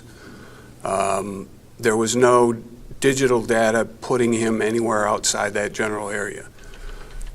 Initially, within the couple of days after he went missing, we were able to acquire some cell phone data, but it was very raw data, and it just kind of showed us potentially where his cell phone might have been. And we followed up and we went to those areas right away and we searched. But later on, as the investigation progressed, we realized that. See, it doesn't make any sense that he just fell into the manhole. And right before that, he was walking a dog, talking, having fun. And then he just somehow walks into a manhole. It's really narrow, and then something doesn't make sense here. It never has. I don't really give a damn what people say. It just doesn't make any sense at all. That information was not accurate. He was not seen on at Simmons Bank on Rod Field. He was not seen anywhere else. There was a couple. Yeah, so he wasn't seen at that bank that they said he was seen at. Wasn't it like right here? A bank? Something like that? Other places. Rod Field and Williams at that drainage ditch. Like I said, as the investigation went on, we ruled that out. That was not accurate data. And as we got better information through subpoenas, search warrants, and whatnot, we determined that his phone never left that general area. So this thing here turned out not to be accurate, this one, so I'm going to get rid of that. All right, so that was the one he was just talking about. So he said his phone never left this general area here. That's crazy. Jesus. the apartment complex. Is his phone still missing? His phone is still missing. That was one thing we didn't ever recover. I just want to emphasize the amount of work that went in. Yeah, we know if he could have fallen in, but he would be able to get out. We've already looked into this stuff. Those pipes are like 18 inches at the most thick. Okay, okay. So it's not like you fall in and go oh, and just kind of tuck your hands in and go sliding down. Nobody does that. There's no way in hell he fell in and just somehow drowned inside one of those pipes. Doesn't make any sense at all. Into this investigation, we're not walking away saying, hey, we don't want to investigate this because it's a potential homicide, so we're just going to call it an accident. That's not the case at all. We just, at this point, don't have evidence to point one way or the other. And it's still an open investigation. So if we get a tip that's a solid tip that gives us evidence of foul play, we will follow that tip as far as it takes us. And vice versa. If there was any tip that would show that it was a tragic accident, we'd follow that up too. But we just don't have enough evidence to point one way or the other. Is it rare to have a case like that where it's kind of in the middle, where you don't have evidence one way or the other? I can't recall a case like this recently, or in my career even, off the top of my head. Yeah, it was very unusual. This case was very unusual from the very beginning. It was very unique. Right away, we recognized that Caleb did not meet the general profile of the people that go missing. Generally, it's people who have drug habits, who already have problems with their families, who have already, run off, run away, disappeared. Sometimes it's people that are wanted by the police, so they disappear, obviously, for a good reason. So Caleb didn't match any of those indicators for that type of profile. And just the general circumstances of what happened, we recognize right away there's probably more to it. Profile of the people that go missing. Like this recently, or in my career even, off the top of my head. Yeah, it was very unusual. This case was very unusual from the very beginning. It was very unique. It is. It's absolutely nuts, this case. Right away, we recognized that Caleb did not meet the general profile of the people that go missing. Generally, it's people who have drug habits. I've got the fake viewers popping up now. All of a sudden, 1,800. There's no way in hell there's 1,800 people watching. All right, who's going to throw me in prison, you guys? We gotta get moving. Who already have problems with their families, who have already run off, run away, disappeared. Sometimes it's people that are wanted by the police, so they disappear, obviously, for a good reason. So Caleb didn't match any of those indicators for that type of profile. And just I guess I'm always so mean. I even get in trouble for stuff that I'm not even doing, but people think I'm doing something, so then I get in trouble for it. Yeah, I wasn't even mean to her, like what you're saying. See what I'm saying? All I said was, hey, yeah, Moofy's typed that in up there. I was trying to be helpful, like you guys could talk about it. I don't even, I don't know what, you guys are, some people just get like emotional about something when I'm not even really doing anything. I get frustrated, especially with people like Cindy, who on a nightly basis try to disrupt the chat. I don't know if they looked in the Reddit one, but I was just thrown in prison by Moofies, so we'll see how that goes, you guys. That's the only way to get back out. I'm now stuck in prison.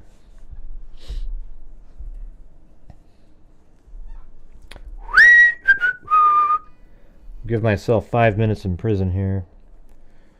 See what happens. If we don't get out of prison, we'll move on to working on a video.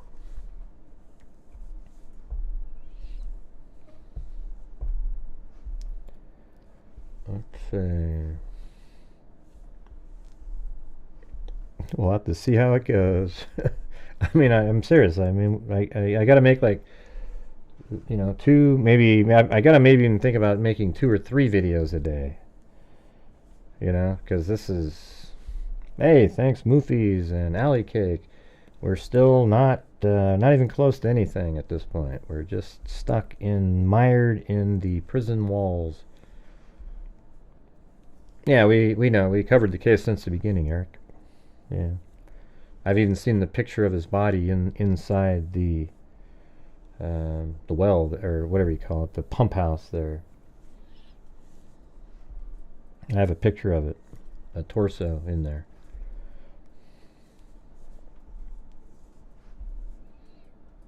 Yeah, it's definitely not starting well, is it, Timothy?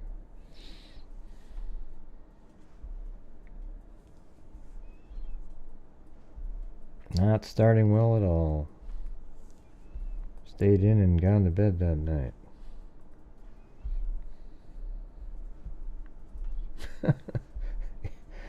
Yeah. Yeah, I don't know, man. It used to be just you get thrown in prison, all the freaks help. They knew what our goals were and what we were doing, and I said the same thing last night, and it's the same outcome again. Just struggle, struggle, struggle. Oh yeah, I gotta like ramen for sure. Nah, I do my best work when I'm just making videos and not doing live streams. It's getting to the point where it's just I don't even like myself on the live streams having to always keep asking to get to the goals, you guys know what we're all about, what we do here, so it shouldn't be something where I need to keep saying it over and over and over and over. And that's the part that's just like soul grating. Can't stand it. Hey, thanks, Alec. And look at Cheryl Moran again with the bail and a key to get out. And look at, so that's probably enough we got Alley Cake, Moofies, Alley Cake, and enough to get the hell out of prison. So there you go. See, but it's like, it feels so lucky. It's like you have Cheryl Moran helping out, and minus her, we'd be just absolutely, in a bad place tonight. Hey, thanks. Self-esteem. Yeah, well, it's a perfect name to send that in, because that's the thing. The self-esteem is what feels bad when I have to keep saying, hey, everybody. Yeah. And thank you, Run the World, for the coffee. All right, let me get out of here. Thank you, guys. You bailed me out of prison. Got a nice Uber home and a hotel room. Yeah, GSU PM goes all the time, Timothy. You don't need to ask. I mean, I feel bad for people. I mean, I'm really appreciative of them, but I'm also like, man, I wish they didn't have to or feel like that when, But I appreciate, I mean, Cheryl Moran's always helping, GSU. I mean, all of you guys. I mean, the thing is, I don't want to, sit there and name everybody, but like, every single person that I see in here, most of them are helping the channel out a lot, and that's what just kind of keeps us going and allows us to do all the stuff we do. We've already given away 5,000 this year. I'm hoping to do. I want to try to get back to where we're giving away like 4,000 or 5,000 a month, but it's kind of difficult currently. But that's why I think if I can do the live streams, make more videos, and because videos, they can sort of generate, like, let's say you get a decent video, it might make $120, $100 the first day, and then maybe 40 the next day, and then 20, 10, and it sort of fades away, right? Hey, thanks, Buckshot. And so if I do, like, I can put multiple videos out. I mean, I love making the videos. That's the thing. It's like, the videos to me are kind of like, that's where I really get to succinctly say what I'm thinking and explain something, and people seem to like them more than me when I do my shows,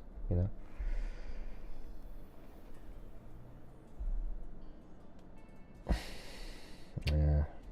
If it was a great case, I would have heard of it. All right, here we go. General circumstances of what happened, we recognized right away there's probably more to it. And we threw a tremendous amount of resources out there to find him. We had a substantial amount of our police department looking for him, on top of the Coast Guard, on top of Texas Parks and Wildlife, on top of volunteers that searched the area. We brought in dogs. We brought in cadaver dogs. We brought in search dogs. So it's like that. That's what it looks search, like. teams from the prison system. So we threw a lot of resources out there to find him. And like I said, we did take it very seriously. We continue to take it seriously. We would love to be able to resolve this case one way or the other, because we understand people out there are very curious and they want answers. But so do we.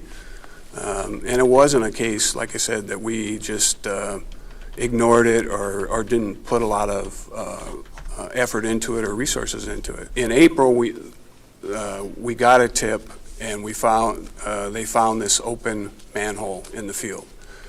And one of the questions was, why didn't we find that during the initial search? And we can't explain why that's where it was right found. here. But we. Yeah, that's where it is right there. Yeah, and see, when people ask those kind of questions, why wasn't it found during the initial search? Well, it wasn't.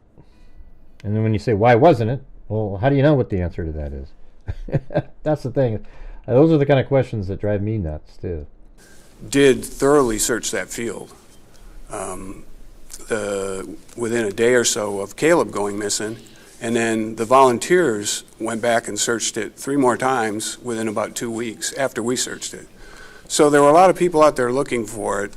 Why it wasn't discovered at that time, we don't know. And because it wasn't reported to us at that time, we can't say with any degree of certainty that it was open at that time. We don't know. We do know on April 18th, when we went out there on the Facebook tip, that it was open at that time. First 3 weeks we met 7 days a week. Following that, we cut it back to 5 days a week. And then as the investigation kind of wore on, and we had covered a lot of ground, and there really wasn't a lot of things left, we went to I believe 3 days a week. Okay. And then eventually we whittled it down. So there was a lot, like I said, there were a lot of resources poured into this, a lot of people that worked very hard to get an answer for the Harris family and for us. So that's what I think, too. I don't think he even had shoes on, right? He was barefoot, so he meant to stay around or get into a car. He was either going to get into a car or stay near his property, and maybe he was just going to hook up with somebody. And that person did something to him and stuffed him into the manhole. That's what it feels like to me. And because he was in there for so long, they're unable to determine if anything happened to him. Hey, thanks, K-Me. So this is just kind of show you, it's difficult for me to explain things without kind of giving you a perspective of the area. Oops, wrong way. So that's the apartment complex there. And then of course, hey, look at it. I got all the same. This pins. is the big field, cornfield right across the street.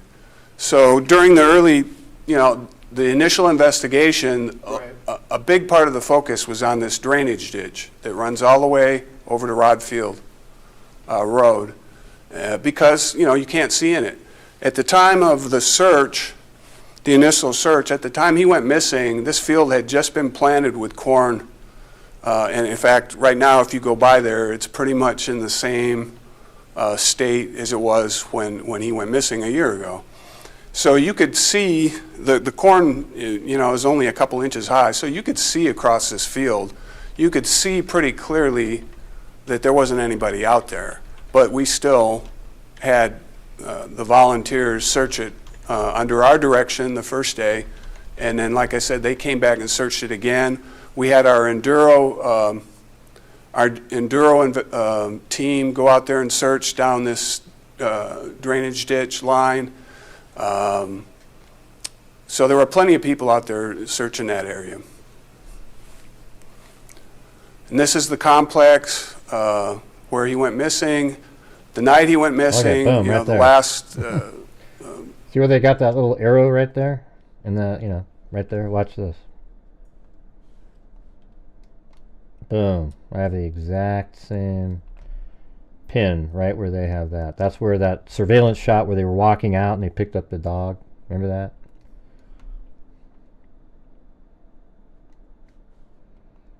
that we know, of his whereabouts. At 12:56 a.m., him and his friends were out in the parking lot chasing down that dog that they had just gotten that night. So they were in about this area of the parking lot. This is on 3 News in Corpus Christi, I think. Then at about 2:20 a.m., his second roommate went to bed. So see, that's an image I don't think we've ever seen, right? So that's at 2:44 a.m. and that's I think he sent that to his sister, if I remember. There's a dog. That's the new dog, and there's the shadow of the dog right next to it.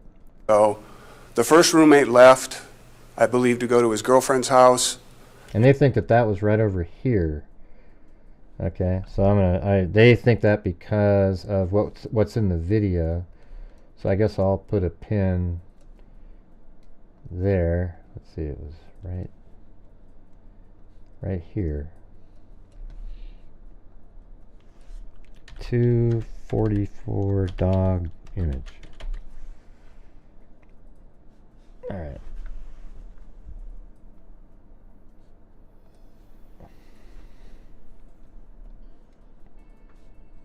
And the second roommate went to bed. Told Caleb he was going to bed. Caleb said he was staying up to order Uber Eats. So after 2:20 in the morning, that's the last time anybody saw him. At 2:44 a.m., he took a Snapchat video of him walking the dog through the apartment complex. We believe it was in this general area, just based on the looking at the video.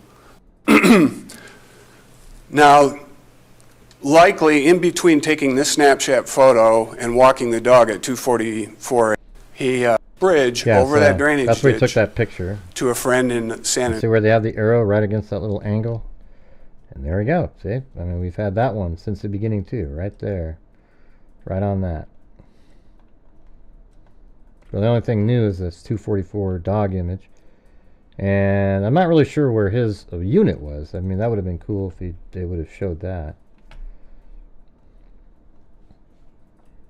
Antonio. So that's the last known or the last communication that he had with anybody. Now, likely in between taking this Snapchat photo and walking the dog at 2:44 a.m., likely he took the dog back to the apartment and put the dog up, because the next day when he... And that was something I said all the time during our live streams. He was missing when he... Isn't that weird when you just sort of think how they do, logically and common sense, how you have the same information? Was reported missing, the dog was inside the apartment complex. So after this Snapchat photo from the bridge, and you can see it's very foggy that night, and here's where the bridge is, right here in the apartment complex. That was kind of the last. At 3:12 a.m. was the last time there was any connection between his phone and the nearest tower. Yeah, so that's interesting, right? Because what that means is that, like, so here is that little bridge, and we can even go down there. I don't know if maybe somebody's even come out since then and put some images on here. Let's see. No, but if you go right there, and that's the little angled sidewalk that he was walking, just getting close to. He was right there, and then for another 9 minutes or so, his phone was still pinging off of a tower here. And then he disappears, and he ends up, from here you can even see it, he ends up inside that pump house over there, floating around in a well at the bottom of it. Isn't that crazy? Yeah, we've already, I'm sure they've looked into all that, the hookup thing, and, obviously they haven't come up with anything. But to me, I think that's the answer to the case. They just haven't been able to figure out if anybody actually showed up or not.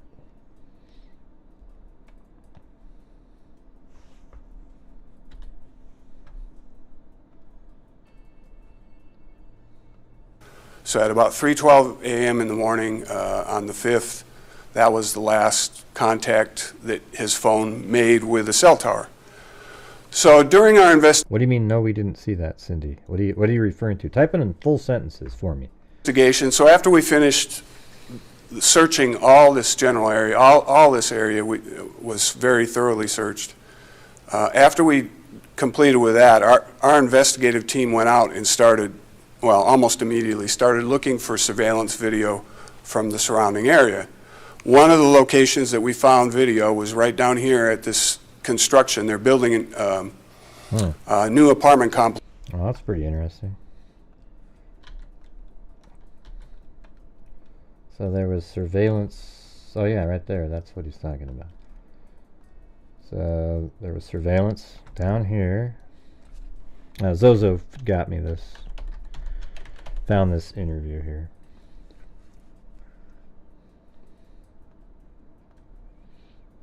Complex right there to the south of that complex on Ennis Jocelyn. Right, but I don't read your comments when you answer anything, Cindy. So if you just type in the full thing, if I happen to glance up and see what you're referring to, it would make sense. Because right there when you replied, you didn't even say what the question was. I have no idea what you were referring to. We also obtained surveillance video from Roy's Bait and Tackle. I think that's the name of it. It's a fishing sales there. We also recovered. What do you call it? Roy's Bait and Tackle?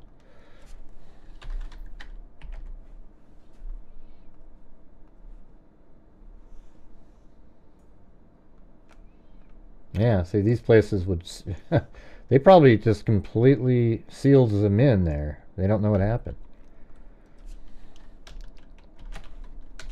Surveillance, Roy's. That's good enough.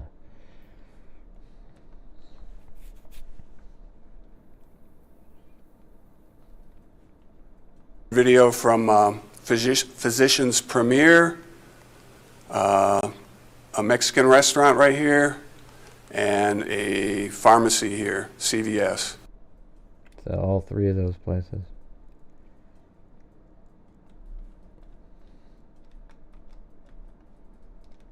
I think that was it, right?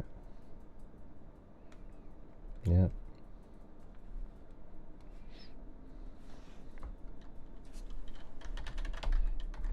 Surveillance. Surveillance. I want to put everything that they've got for future surveillance. And another one right here.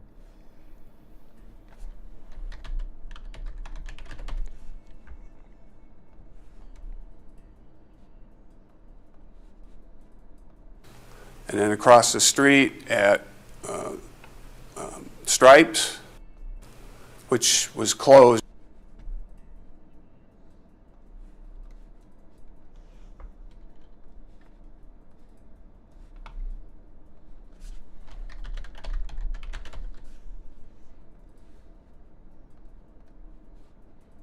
Closed at the time, but at that time of the morning they're not open. But we did get video there, and we also got video over here from a storage place. So this video was very helpful to us. Even yeah, well, like it means that he didn't go there is what they're probably going to say here. I haven't listened to this yet, by the way. I listened to like 10 minutes of it, and yeah, I couldn't do it anymore. Had to get working on the video earlier. Even though it was very difficult for us to see the vehicles because it was so foggy, at least we knew when vehicles were moving through this area. And I'll just show you, this is just a video from the construction site. So we're looking north. Up here is the apartment complex where Caleb lived, the cottages. And this is Ennis Jocelyn going southbound or northbound. So this is Ennis Jocelyn right here. So this is just the quality of the video that we were getting that night. This is about the extent of it. And this vehicle had nothing to do with it. This was earlier at about 1 o'clock. But like it a shows motorcycle. you, at least that looked like a motorcycle. we could pinpoint when cars were coming through there. So that helped us. Yeah, let's see. Hold on. He said that was that one that he was talking about? Here, let me go back.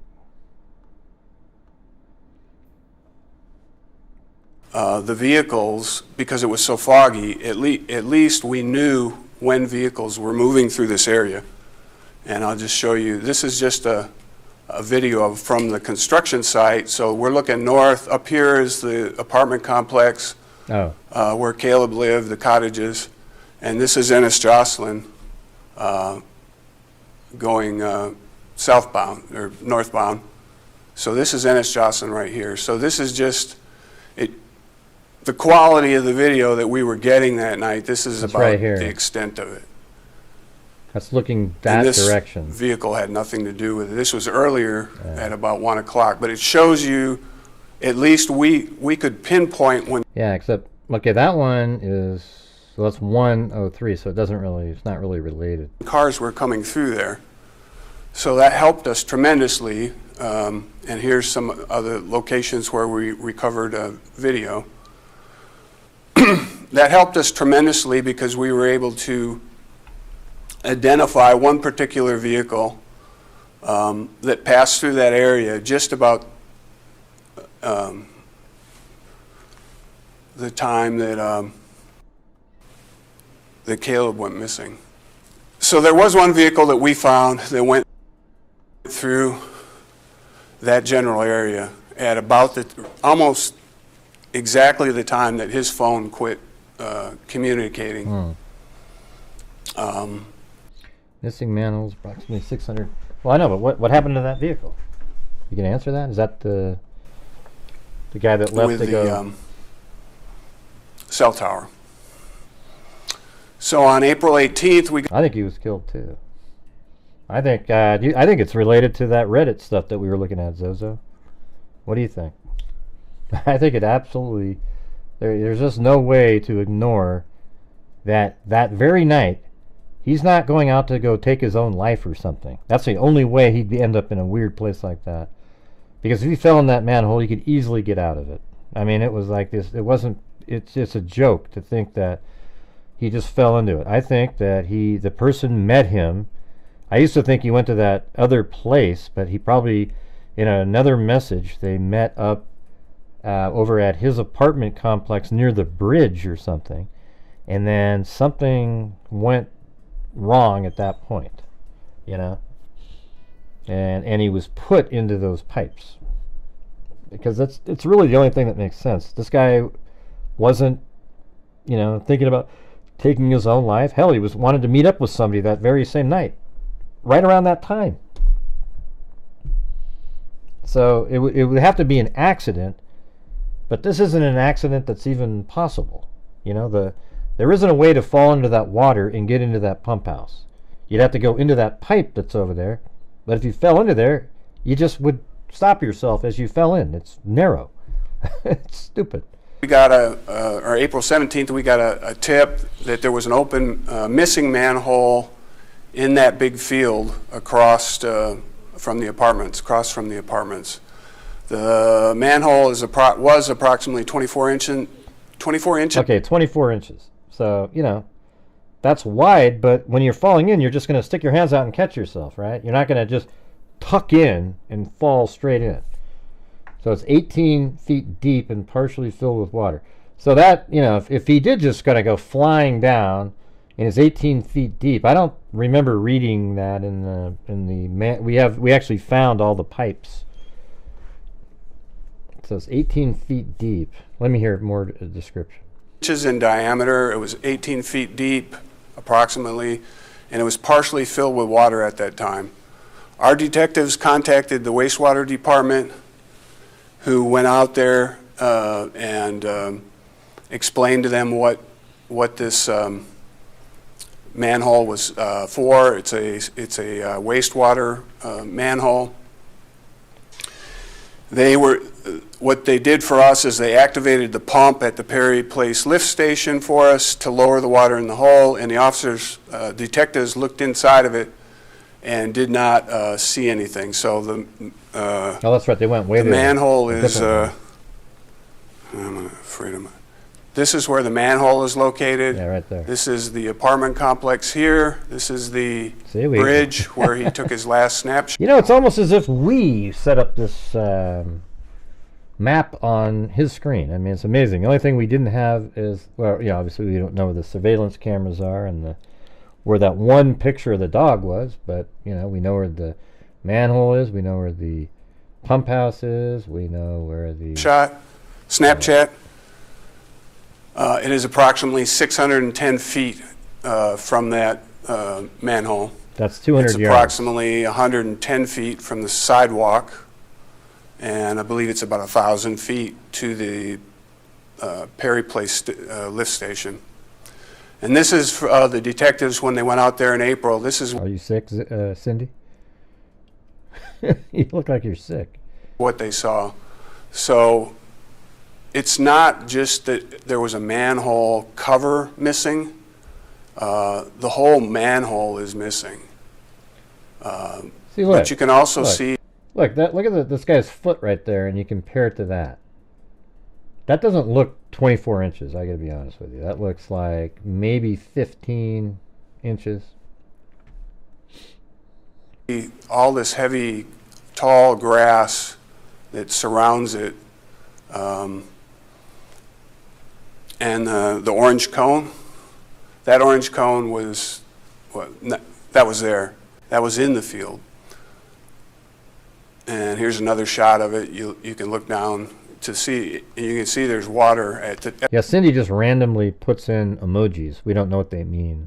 At the time they took this photo, there was water in the bottom of the manhole. There's actually two manholes in this circle here. And you can see by looking at it from this photo that when the farmer plows his field, that's right, they intentionally go around this. Right, so check it out. Look at what we have on here. We've got this, I got this map that I think it might, is it that one or is it this one? Yeah, look. This is the pipes. We actually laid down, or I did anyways, the pipes that are under here that go to the different wells. And look at that, right here, and then it goes here, and then it kind of cuts over into that little pump station there. So, you know, hopefully they were doing something like that. That kind of looks kind of like what they have on the screen right now. You see that little line there, but that's more just for distance, I think. You know those manholes are there. When the woman that found the manhole went out there, I take that back, I think it was the searchers. The searchers told us, we went back and interviewed the woman who was in charge of the volunteers, and she told us, yes, when they were searching that area, when they were searching the field, they saw the cone, they saw the cone, they saw that grass, heavy grass around there, and I believe they said they thought they saw two manholes. So there's actually, what happened is something knocked the entire cover of that manhole off. At the day that we searched, this is another thing that I wanted to point out. Okay. So all along Ennis Jocelyn, so that in the first couple of days of the search, there's a stormwater drain that runs north and south, and there's manholes. Right here. That's this one. On the sidewalk. That's it, right here. Or right next to the sidewalk. So we went out there, we got the water department to open all those manholes from SPID all the way down to Holly. We didn't know there was a manhole in that field. In fact, the wastewater department didn't have it on their digital map until after we contacted them when we went out there and told them, hey, you have an open manhole. I don't know about that. We've had that for a long time on here. I'm not sure if they put a manhole on their map. I'm not sure. I can't remember now, but I'm pretty sure that they did. But they did have, yeah, they definitely had manholes, and like these are that's a manhole right there, I believe. Let me see if I go to the ground. Is that going to make sense? So if I'm right there and I go to street view, there should be a manhole. I could see it even. I could see it. Yeah, there's one right there.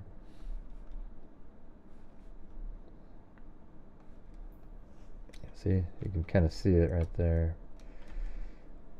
And yeah, so there it is right there. And look how it matches up with the so I don't know why there isn't the same line there, but see, this one has one. So maybe there's just a pipe and then there's feeder pipes too or something. I don't know. Then they went out there and they checked their, I guess their hard copies or whatever, and they realized what it was, and they immediately went out there and repaired it and replaced the top on it. So they weren't even aware, like I said, that it was there or when it had been opened like that. When I was doing interviews, one of the things that we said, is that we had information. I mean, what's weird is this is from 6 days ago. You think this would have made it onto some of the bigger, places, and we would have heard about it sooner, Earlier in the investigation, that we had information, and if it got to the point in the investigation where we came to a dead end, that we would share it with the public. And that information was exactly that we had surveillance video. We identified a vehicle that went through there, and our thought was if we couldn't find that vehicle going through our investigation, then we would throw it out to the public. But as you could see, the quality of the video was very poor. And of course, we didn't want that individual, if it had been a criminal act, we didn't want them to know we had this. So we kind of kept that to ourselves. Once we found that vehicle and we completed our investigation, we analyzed all of Caleb's digital footprint. We analyzed that person's digital footprint. There was absolutely no connection. We took DNA from that vehicle, sent it off to a lab, and there's no connection, whatsoever. So you were able to find that vehicle and do We were. I'm sorry, I kind of jumped over that, but we did. We eventually, through the use of electronic search warrants, digital search warrants and whatever, we were able to track that cell phone going through that area at that time, and we were able to identify that person. And then, like I said, we followed. I got to give these guys credit. They've done almost everything that you would imagine. That's like that right there is a data dump, and found the vehicle that was driving by the area at that particular time, and it's just. I mean, where's the vehicle? I mean, who showed up then? I guess. They have got these cameras that would have filmed a car driving if there was somebody that came by. So did somebody show up on a bike, walking? Or, I mean, they walked through the... Who the hell knows, man? Unbelievable. That up, but there was never any connection between him and Caleb. Now, they could have had a burner phone, but they actually tracked the phone that the guy had, and it matched what that car was doing. There was no communication. There was no... But yeah, the person he was with, maybe. Anything like that. In fact, we never found anything in Caleb's digital data to show that he was meeting anybody that night, or any night for that matter. We went back several months because, like I said, early on in the investigation, the suspicion was that he was communicating with somebody to come give him a ride. And it made sense when we saw that vehicle coming in. Yeah, see, they've seen that. He was communicating with somebody to give him a ride. That's the Reddit post that he made to meet up with somebody. So they're totally aware of that now. You see that? It's not like they didn't know about that. And leaving, that he had reached out, that he had contacted somebody and said, hey, come pick me up. But like I said, when we finished all of that, when we went through everything, we could never find it. Yeah, that's what he said. Yeah, it's crazy. He said to stop pinging. right when that car drove by, but they couldn't connect it. They couldn't find DNA. What does that really mean, though? You know? Anything to show that he made that arrangement with anybody. And like I said, going months, prior, there was no activity like that. On the surveillance video, we actually can see where the Uber driver drops off the. We assume it's there again, putting everything together. It matches when the Uber driver drives into the complex. That's one of the factors why we were able to eliminate her. She drives in, and within a minute and a half, she drives back out.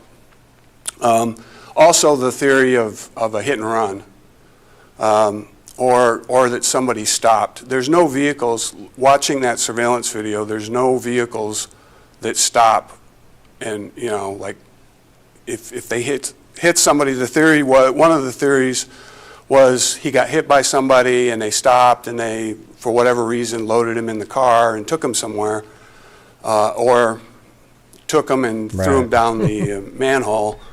Number one, there's no evidence on his body to show that he was hit by a car. The medical examiner, there's no trauma to what was left of his remains. And also watching the video, there were no vehicles that stopped for any period of time. This is just a bizarre case. During the time that he went missing. Unbelievable. So there was a lot, like I said, there was a lot of work done. This is very tedious. It took a lot of time, took a lot of effort of everybody going through it, and unfortunately, we still don't have an answer of what happened to him.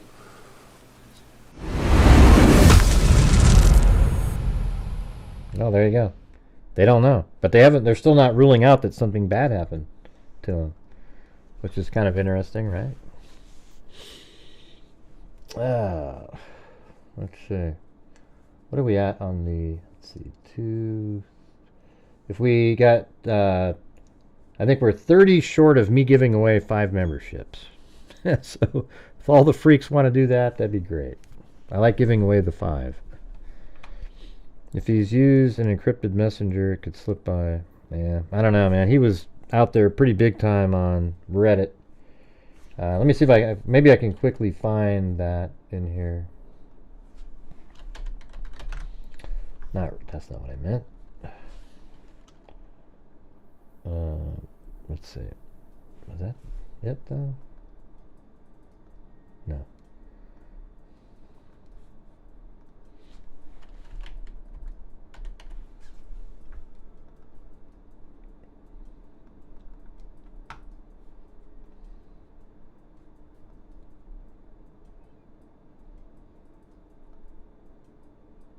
Yeah, here it is. Outside physics. So he was a environmental science person. So outside physics makes sense, right? And then look what he said. Forgot, I don't have the ability to click on it now. It's still out there, but it was really late in the evening. Like wasn't it like 12:30 or something? And he said, Oso Bay hiking trail, and he wants to meet, male for anybody, right? And Oso Bay hiking trail's right here, so that was that same night.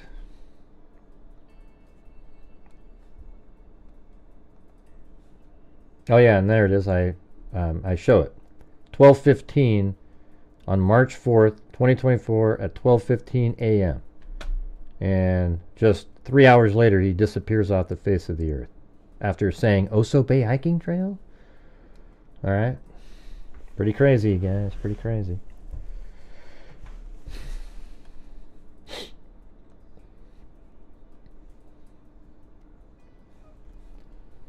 But I think I don't really have much more to go over tonight. What do you guys think about this, though?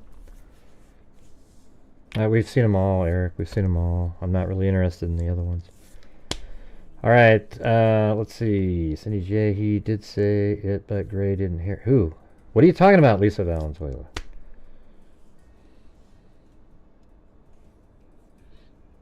I did hear it. He said that.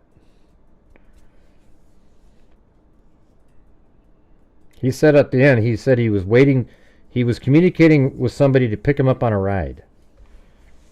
I did hear it. I said it out loud.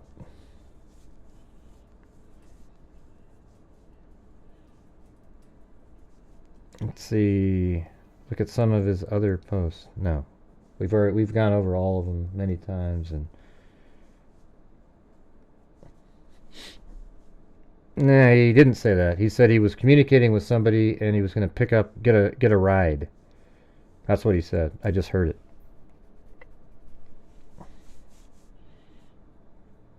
He said that that he communicated with somebody who was going to get a ride.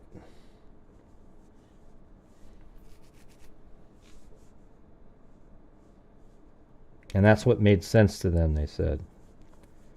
I guess I'd have to go back and listen to it. I don't know. That's what I heard. And I said it out loud. So when you say I wasn't listening to it, I obviously heard the same portion. He probably wouldn't have to sneak around if people around him were accepting of his sexual preferences. Yeah, like his parents. I'm sure his friends didn't care what he was.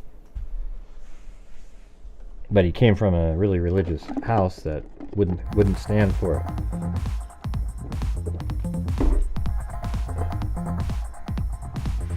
Wait, you know, we can just look it up since it is YouTube. Was it confirmed he ended up in the pump house by a manhole? Is that a theory? Well, that's what they think may have happened. I don't know if they ever confirmed anything.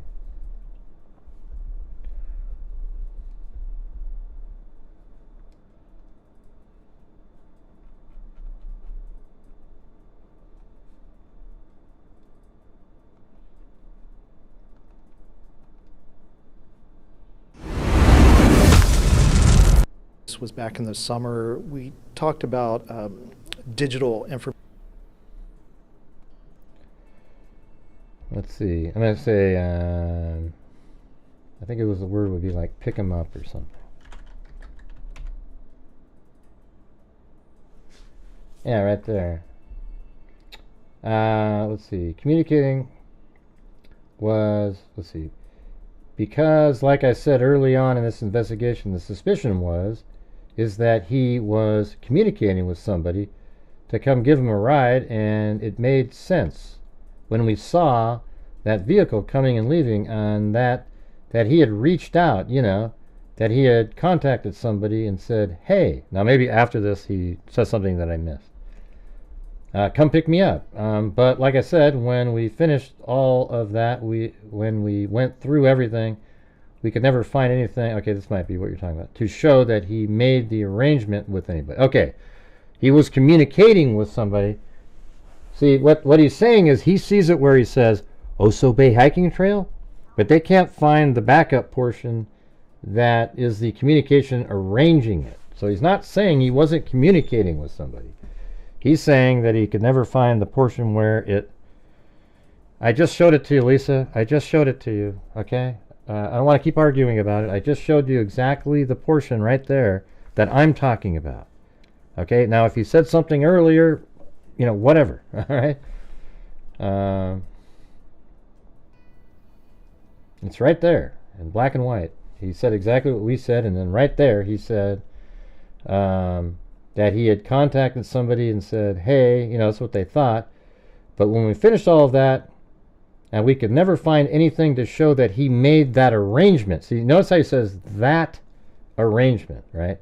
That's because he knows about the Oso Bay Hiking Trail hookup attempt, right? That's it. Now, maybe we'll go look for the other portion that you're talking about that is not related to the portion that I'm talking about.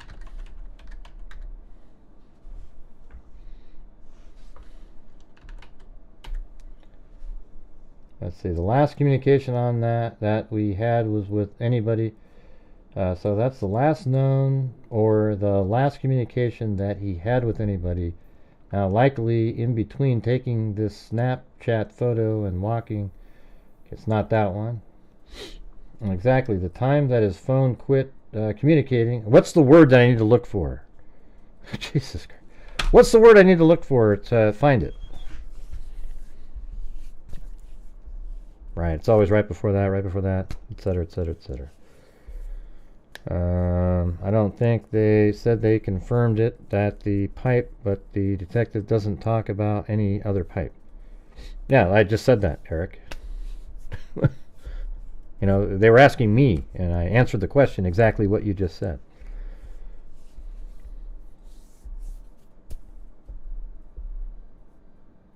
Okay, I'm not. What's the word I'm looking for, Lisa? You said that he wasn't communicating with anybody, and I'm looking up the word communicate, and it's not showing up. There was no communication. There was no communication. Let me read this part. And then, like I said, we followed up that, but there was never any connection between him and Caleb. Yeah, he's talking about the guy in the car. There was no communication. There was no anything like that. In fact, we never found anything in Caleb's digital data to show that he was meeting anybody that night. Right. He said that again down there, but what he's talking about, there's no evidence that it said the return message saying, hey, I'll meet you there. They're absolutely aware that he said, Oso Bay Hiking Trail. He just can't find the corresponding message back. Any night for that matter. So they couldn't find it for any night to show that he went meeting. Listen to this one. To show that he was meeting anybody that night, or any night for that matter, we went back several months. Because so you don't think he met up with, does anybody here think he didn't meet up with anybody on those sites in all those months? So there must be a sort of encrypted back end somewhere where they can't find where you get the answers to questions. Isn't that interesting? So for months they couldn't find him ever communicating. When you see him posting and posting and posting and post, I don't know, man. That's a little suspicious, don't you think? Even you must think that, Lisa Valenzuela. Even you.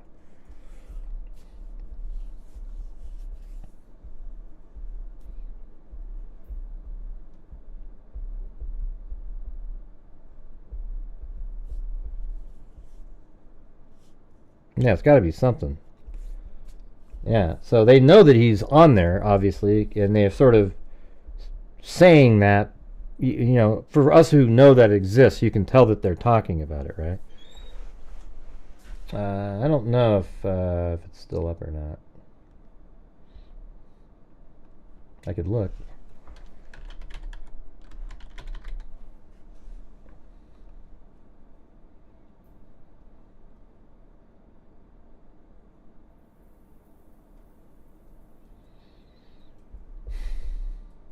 Yeah, that's it. Yeah, right there. Oso Bay Hiking Trail. March 4th, 2024. There it is. Right there. I mean, there's pictures in here with... He took pictures of his own private body parts, etc.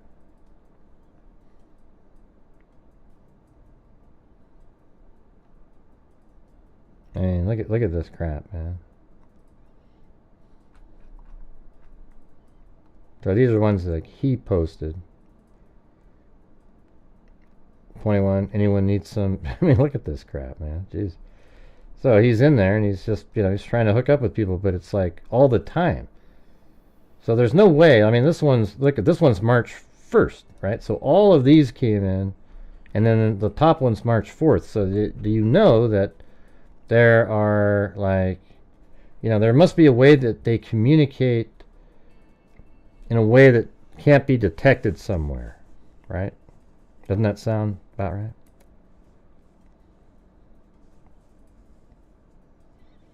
It's like playing with fire, meeting up with random people this day. Yeah. I don't know, it must be kind of hard for somebody like that to, you probably feel kind of, I mean, you're hiding something from your parents, and you're maybe looking for a connection with somebody, and it's hard to find, so you have to kind of resort to these sites, and then there's probably predators and psychos on those sites at the same time. I've got there isn't 600 people watching, by the way. I've got the Bart Simpson twice tonight. One that's kind of taller, and then it's a little shorter.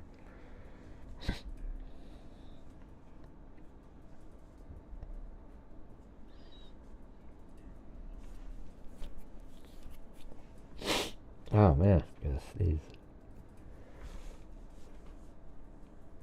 Well, anyway, sorry, I get frustrated sometimes doing this show. You know, just the back and forth, and you know, not sure why.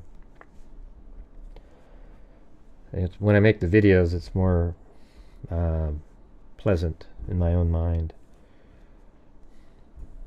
I'm sure there are predators on the site. Well, yeah, I think so. The troll couldn't afford so many fake watchers tonight. Yeah, so they kind of cut it down. But we're still currently 25 short of reaching the goal where I give away 5 memberships. So if you're out there and you want to help support the channel to get us up to that in these last moments of the show, that'd be awesome. Then I can give away 5 more, and maybe GSU PM will win another one. Who the hell knows? We've tried so many times. Or you guys could donate 5 memberships, and then I'll donate 5. Who's going to do it?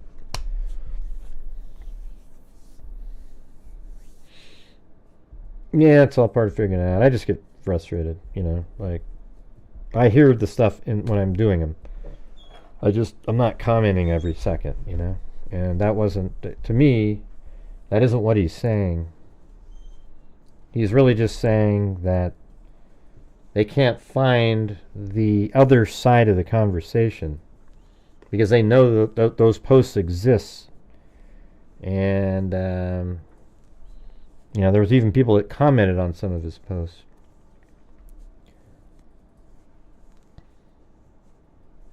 Yeah, this case is crazy.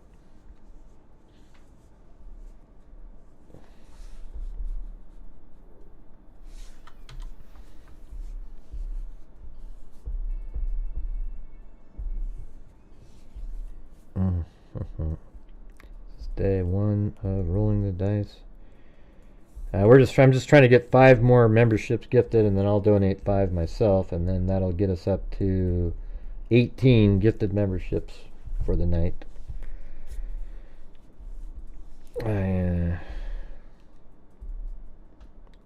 Andy? And he, I mean? Yeah. I think he was... Seems like he wasn't clothed when they found him in there.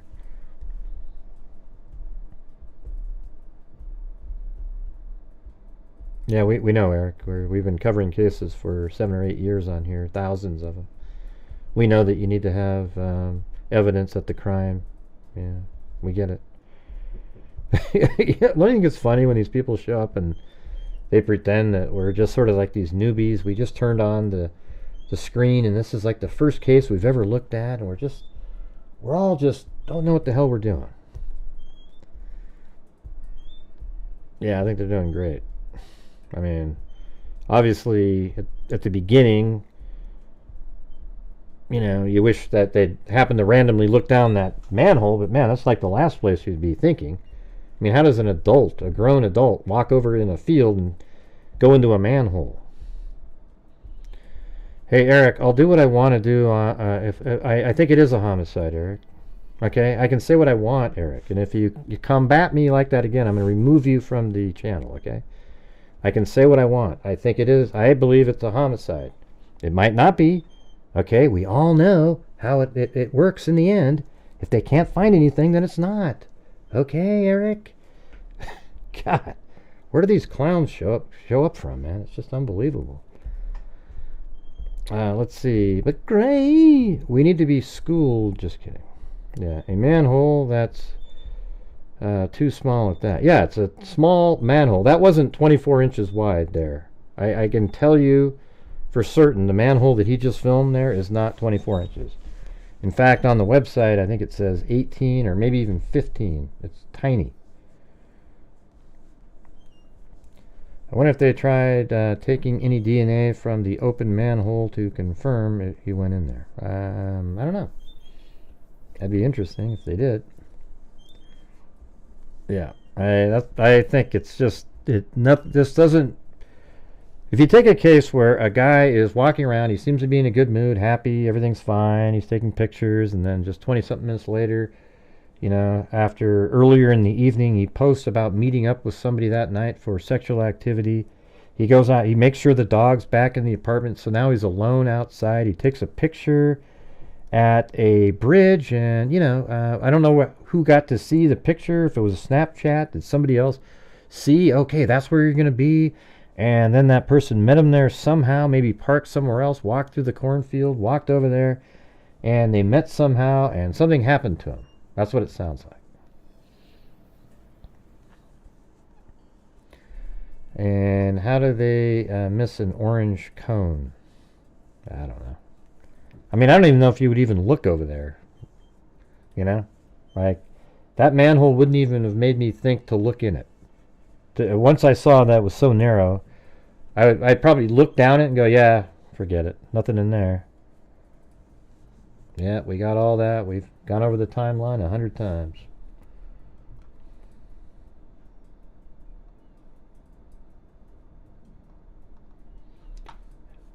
Yeah, here it is right here. I got my own little notepad. I mean, this is like the 50th time we've covered this case. So there it is. He was a junior in high school. Environmental science. Outside physics, right? Loves fishing and hunt. Loves all clothing. Wants to be sponsored. Kayak guide license. Work in Colorado in the summer coming up. Methodical fisherman. Was ready to go fishing the next day. He went missing. Roommate says hearts are broken, grown up with each other since 4th grade. And then he was on a Reddit dating site. Good musician, good cook. Timeline on March 3rd at 10:30. They just got the dog. I'm not sure why I said God dog. But 11:53 p.m. Picture of dog sent to mom and uncle. March 4th, 2024. That's early morning hours at 1 a.m. Harris, but you could actually put over here at 12. I could go like this. At 12:15. Oh wait, actually, you know what? That's right. It was. It's got the code. I think it is 2:15 is when he made that post, because it's. It was 12:15 Pacific Standard Time. So it was actually 2:15 in the morning, a.m. their time. So there you go. Look at, so now it's 2:15 a.m. So look how close that is, you guys. So just keep that in mind. It's not 12:15. It's 2:15 a.m. He posts on Reddit, Oso Bay hiking trail. You want to meet up there? Then 2:20, all roommates goes to sleep on the couch. Caleb is awake, preparing his fishing trip, and says he's going to order Uber Eats. Then at 2:44 a.m., Harris takes dog for a walk in the complex, and he sends a Snapchat to his sister, and that's that exact picture that we just saw a few minutes ago. Oh, look at that. Lisa Valenzuela, gifted 5. All right. We got Amanda R., Allie Snow, Jennifer Robertson, Carolyn BB Haven, and Kelly. And then I am going to... And there we go. Let's see. I gotta do mine now. Thanks, Lisa Valenzuela. Look at that. We tag teamed and did 10 memberships. Right there. Here we go. Poppy 22, Lisa, Michelle Donardo, Tracy Dale, and Jen. There you go. All right, so then at 2:44 a.m., he takes a pic. Let me, before I forget, I want to go. I don't have it, so I don't want to have to try to find this again.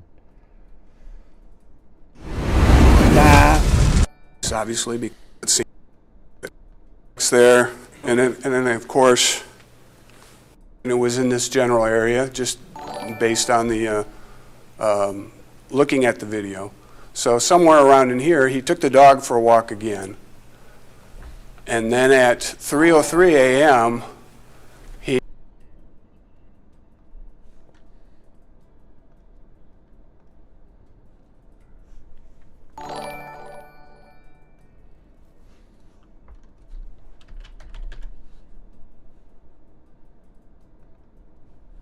Alright, I'm going to put that in there.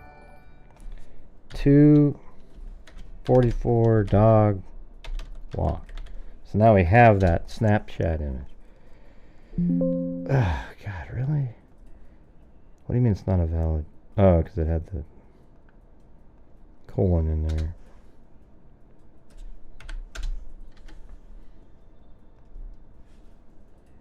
Alright, so there we go. Now we've got the 2:44, you got the Snapchat to the sister, and he took that picture. Then 2:45 a.m. he orders Uber Eats. So likely, right at that moment, you know, he's walking back to his apartment, he orders Uber Eats. And then at 2:58, for some reason, his phone sort of turns off. But remember, just like 30 minutes before that, he's wanting to meet up with somebody. And then at 3:03 a.m., he walks outside and he takes a photograph by that bridge. And then at 3:12 a.m., his phone never it stops pinging. Okay, that Williams Drive stuff isn't valid anymore. So we'll just say phone stops pinging in the area. And then at 3:12, there's these other things spotted on surveillance camera. That's garbage. Turn that off. 3:20 a.m. Uber Eats delivered by the young lady and has been cleared. So he's already disappeared. His phone. So for 8 minutes he's disappeared off the face of the earth at this point. The person leaving the located and determined was not involved. And then the next morning, 11 a.m., roommate find Uber Eats order outside the front door and saw Harris's pickup truck parked in the front apartment. Harris's wallet and keys were in the apartment, but his cell phone was missing. So isn't that interesting? Like, he wasn't intending to leave the area, really. I think, here's what I think, that he had a hookup right there. It's going to be right there, maybe under that bridge or some kind of crazy thing like that. And he left the door unlocked and he had nothing with him. He just had his shorts, no shoes on, just his cell phone. And somebody did something to him. I mean, that's what it seems more like, you know. I mean, why would he walk over in a cornfield with no shoes on? That would hurt like hell.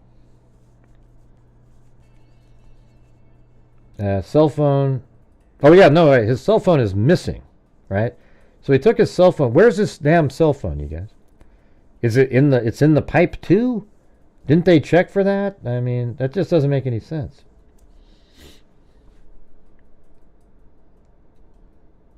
That's and why was he out? See, here's another thing too. So at 2:15 a.m. Reddit, he says Oso Bay hiking trail, and he takes the dog on a walk and he orders Uber Eats. Why isn't he just going to sit in his house now and wait for the Uber Eats to get there, and brings the dog back? Wouldn't he just wait for the Uber Eats at this point? But instead, something happened where he then goes outside. That's when it seems like somebody responded in some way to his Oso Bay hiking trail message, and he took the picture of the bridge, and I don't know if that was a Snapchat or what that was, but maybe somebody else out there saw it and realized, oh, we're okay at the apartment. I don't know.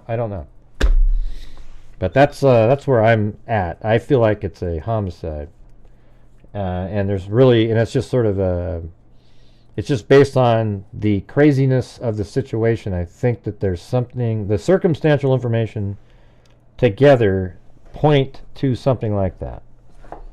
However, obviously it's possible that he jumped in a manhole and put his hands right next to his side, and he went down like he was in at a water park, and just shot straight down in there, and he couldn't get out. And then eventually he drowned or died in there, and he somehow his body was forced down the pipe and then went into the pump house. All right.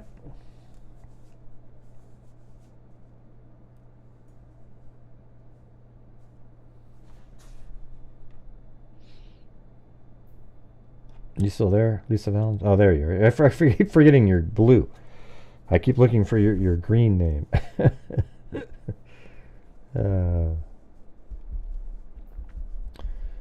Let's see. Maybe it was someone really close by, and that's why. Yeah, maybe. Yeah, wouldn't that be interesting if it was somebody in the apartment complex? Yeah. somebody living there, and they came outside and they met him there, and it was one of those Snapchats. I think that message went to one of his friends, but what if it was sort of it was visible publicly, and a person knew that that's where, so it was sort of like a double-coded. Oh, there goes my stomach. Yeah, I think that's a good idea there, Lisa and Zozo. No one goes on a walk without their cell phone, especially someone his age. Yeah, so he had his cell phone, but nothing else. So isn't that interesting? He had everything but his cell phone. He didn't have his keys. He didn't have his wallet. He didn't even have his shoes. It seems like he went outside for a hookup. I mean, the way, just barely dressed, just kind of, let's take care of business type of thing, and I'll just get back in there.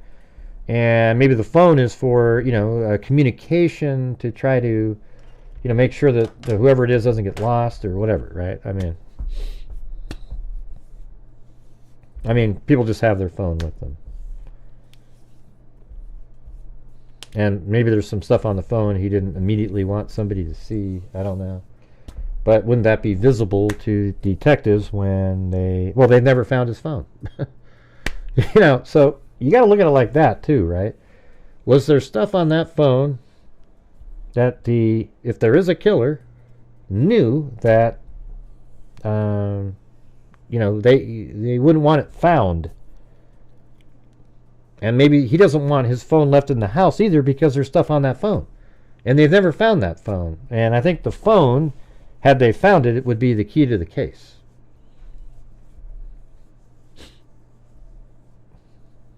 Right. Yeah. All right, you guys. Well, I think that's going to do it for me tonight. It was an interesting few different cases there. Sad news. In Dane's case, Sudiksha's case, looks like, there's two options really. A guy lying to make himself look better after letting somebody die, maybe. Or he did something to her and is covering it up. And I lean towards the second part, because the fact that he's walking back at 8:50 something in the morning, that's a little strange. Seems like if that had really happened, he just would have walked right back in and said, "Oh my God, this big wave hit us, and she's out there somewhere, and it knocked me out, and I didn't see where she went. It like towed her under or something." He didn't do that. That's because it sort of feels like he was out and about taking care of, putting her somewhere. That's what it feels like. That's what circumstantially it looks that way. But that might not be the case. It could just be that he's making up stories to, he looks crappy because he's out there with somebody and she gets taken away and he didn't do anything, and he's trying to make it seem like he was incapacitated himself. But part of those stories he's saying are stupid. Oh yeah, I got hit by a wave, swallowed some water, then I looked back and she was over there getting her clothing, and then her clothing's found on a chair. Oh yeah, let's see.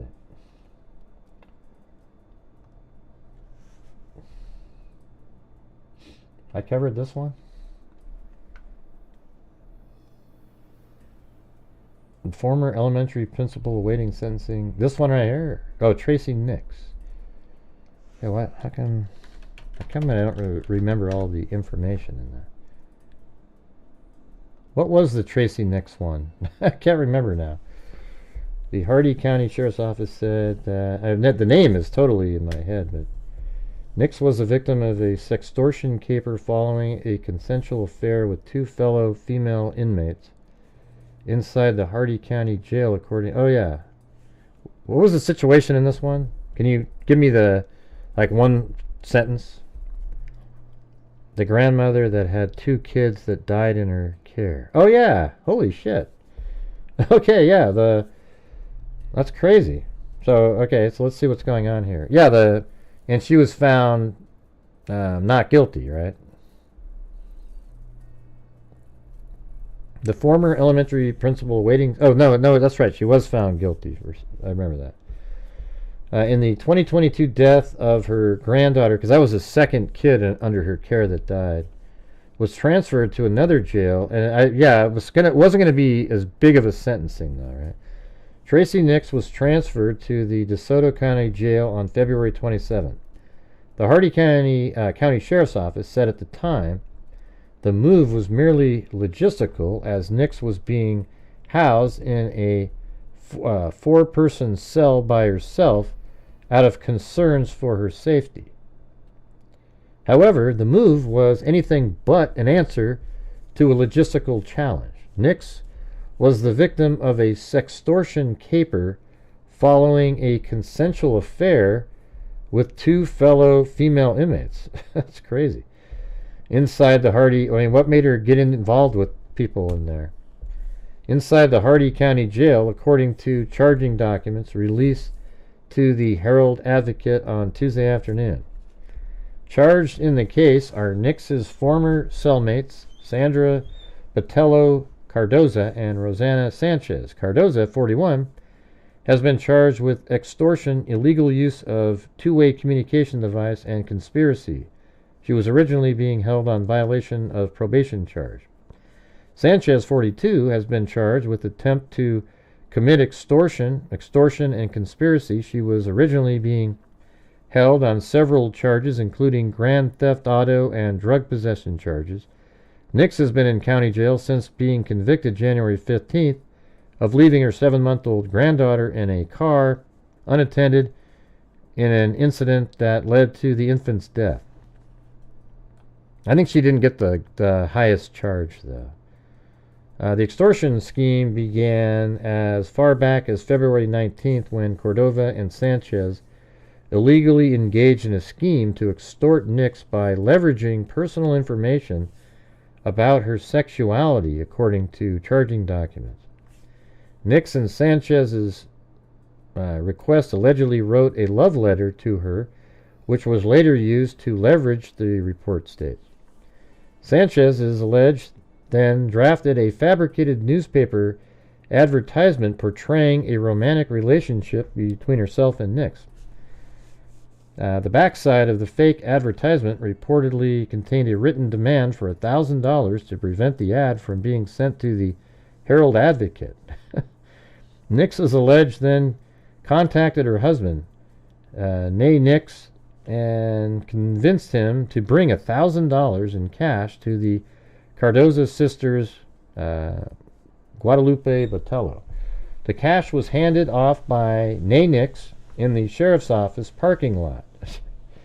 Despite the payoff, the alleged extortion continued. Sanchez demanded an additional $10,000 from Nicks on February 26, with the threat that she would publicly expose her sexuality if refused. If you want me to keep your secret, you're going to have to pay $10,000 more. Nicks declined, sparking a confrontation with Sanchez, who pinned Nicks against the wall, according to reports. Nicks managed to escape and called for assistance from detention staff. I mean, this is absolutely insane, you guys. I mean, this is... Yeah, I know. I was thinking the same thing. Is her husband like, geez, or maybe her husband already knew this. Nicks managed to escape and called for assistance from detention staff. The report states Nicks disclosed everything to detention staff at the time. Nicks was transferred to the DeSoto County Jail the same day. According to arrest reports, Nicks disclosed the full extent of the sextortion, including the details of the relationship dynamics in the cell. She confirmed that she had engaged in consensual sexual encounters with Sanchez, including at least one instance involving Cardoza. Nicks reportedly described Sanchez as having different personalities, and that one time offered a voodoo ritual for a fee of $15,000 to ensure that Nicks' current legal issues would disappear. Jeez. Video surveillance from the sheriff's office parking lot reportedly captured Nay Nicks handing a white envelope to a Hispanic woman in the sheriff's office parking lot. Nicks is scheduled to be sentenced by circuit judge April 3rd. Kind of feel bad for her. My God, this is the, you know, I mean, I don't know why she's having sexual contact in jail, but Jesus, I mean, when it rains, it pours, I guess, huh?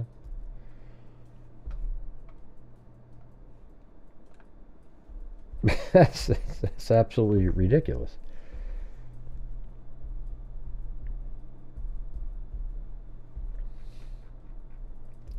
All right, so I want to say thank you to Sandy Shirley, Buckshot, Alley Cake, Claudia, Ash Me Anything, Jeannie Gayagoy, then Vicky White, then Florence White, then Richard Watts, then Alley Cake gifted a membership, then Amber Maiden gifted 5, then Cheryl Moran jumped in with the cat eye, then JT, then K-Me, then Moofies, then Alley Cake, and then Cheryl Moran. That was when I was in prison. So there was a long period of time. It was 7:04 was JT, and then 7:33. This is just when I threw myself in prison. And then Cheryl Moran with another cat eye. Then let's see, Self-Esteem, and then Buckshot, and then K-Me gifted a membership. Then I'm a DNA Detective, 3 months. Mama 457 Rose, I'm a DNA Detective, a super chat. Then Lisa Valenzuela gifted 5, and then I gifted 5, and I think it was also Amber Maiden gifted 5, but I thought who else? Yeah, I thought somebody else gifted 5 too. Can't remember.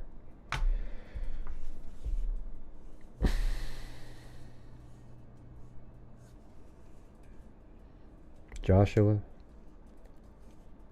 didn't come back. Which case is what Joshua? Who's that? What case is that one?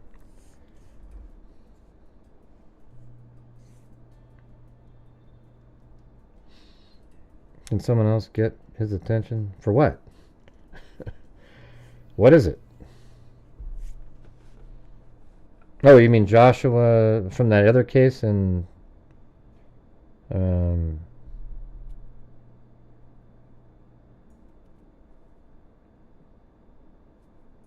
which case are you guys referring to? Oh, I don't know. Oh, that one. God, man, I'm just like.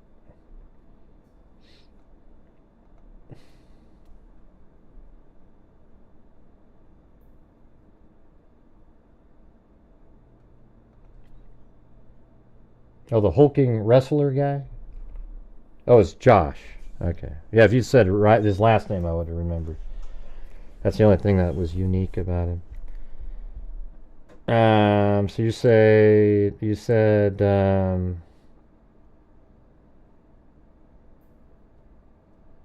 he didn't come back with his socks or shoes either?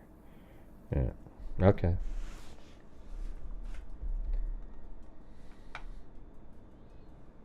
They must have all just got blown off in the water. Let's see. I guess I wasn't really looking all the way down there. I think he has... Is that barefoot? Maybe it is barefoot. It kind of looked like shoes because it's so white. Doesn't that look like he's got shoes on or something? I mean, it's probably so untanned. Like, it looked like he had shoes on. But yeah, he doesn't have socks for sure. Like right there. Doesn't it look like he has shoes on, you guys? Look. But his feet are just really white. So yeah, basically all he came back with was his shorts. I mean, where are his shoes, you know? Where are his shoes? Where are his socks? Where is his shirt? Pretty strange. Thanks for that update there. Right, and then also thank you for Run the World on the Buy Me a Coffee. Run the World. And then there was someone, I forgot what their name was in here. It was like their first time that they got it. And then Lisa Valenzuela. And I think that's it in there. What is hanging out the back of his shorts? I don't know. I don't think anything is. That's just his shorts wiggling. They're loose. See, look. It's just flopping around loose. You know. Could be his pockets inside out. I don't know. Like that thing right there. And it's on both sides, you know. It's floppy. You can kind of see how loose that material is on there.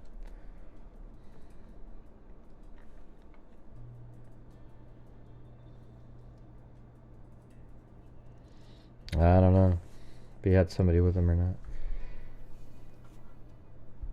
Right, that's what I thought. Okay, you guys, thank you all very much for being here tonight. We will see you tomorrow, all right? So thanks for being here. Thanks for the support for the channel, and, you know, really appreciate, you know, the effort out there getting to the goal, especially, you know. Let's see, where was that one? I'm trying to find, there was another, I thought there was another person. But, yeah, I mean, Cheryl Moran, okay, JT was in there. So, Cheryl Moran, I think, got like almost half by herself. So, that was pretty cool. So, thank you, appreciate it. And thanks everybody else, because combined together, we all got there again.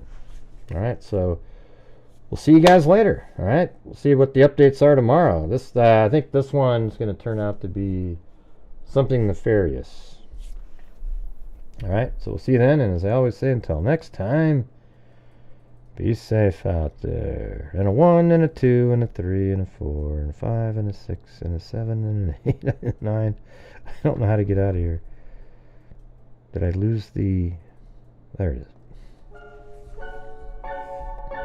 Yeah, I've been doing this true crime thing for quite a while now. Thanks, I'm Jake with State Farm. And during this whole time, I have not seen one person that is a crime dissector, like rejector. I'm a certified human lie detector. Gonna get ya on a stretcher if you try and play me like an old projector. Crime sector, where's my nectar? Forensic brothers gonna give you a lecture. Crime connector, fake connector, and I'm always gonna be a pop protector, fool deflector, interceptor, and I'm meaner than a spectre with a vector on his spectre.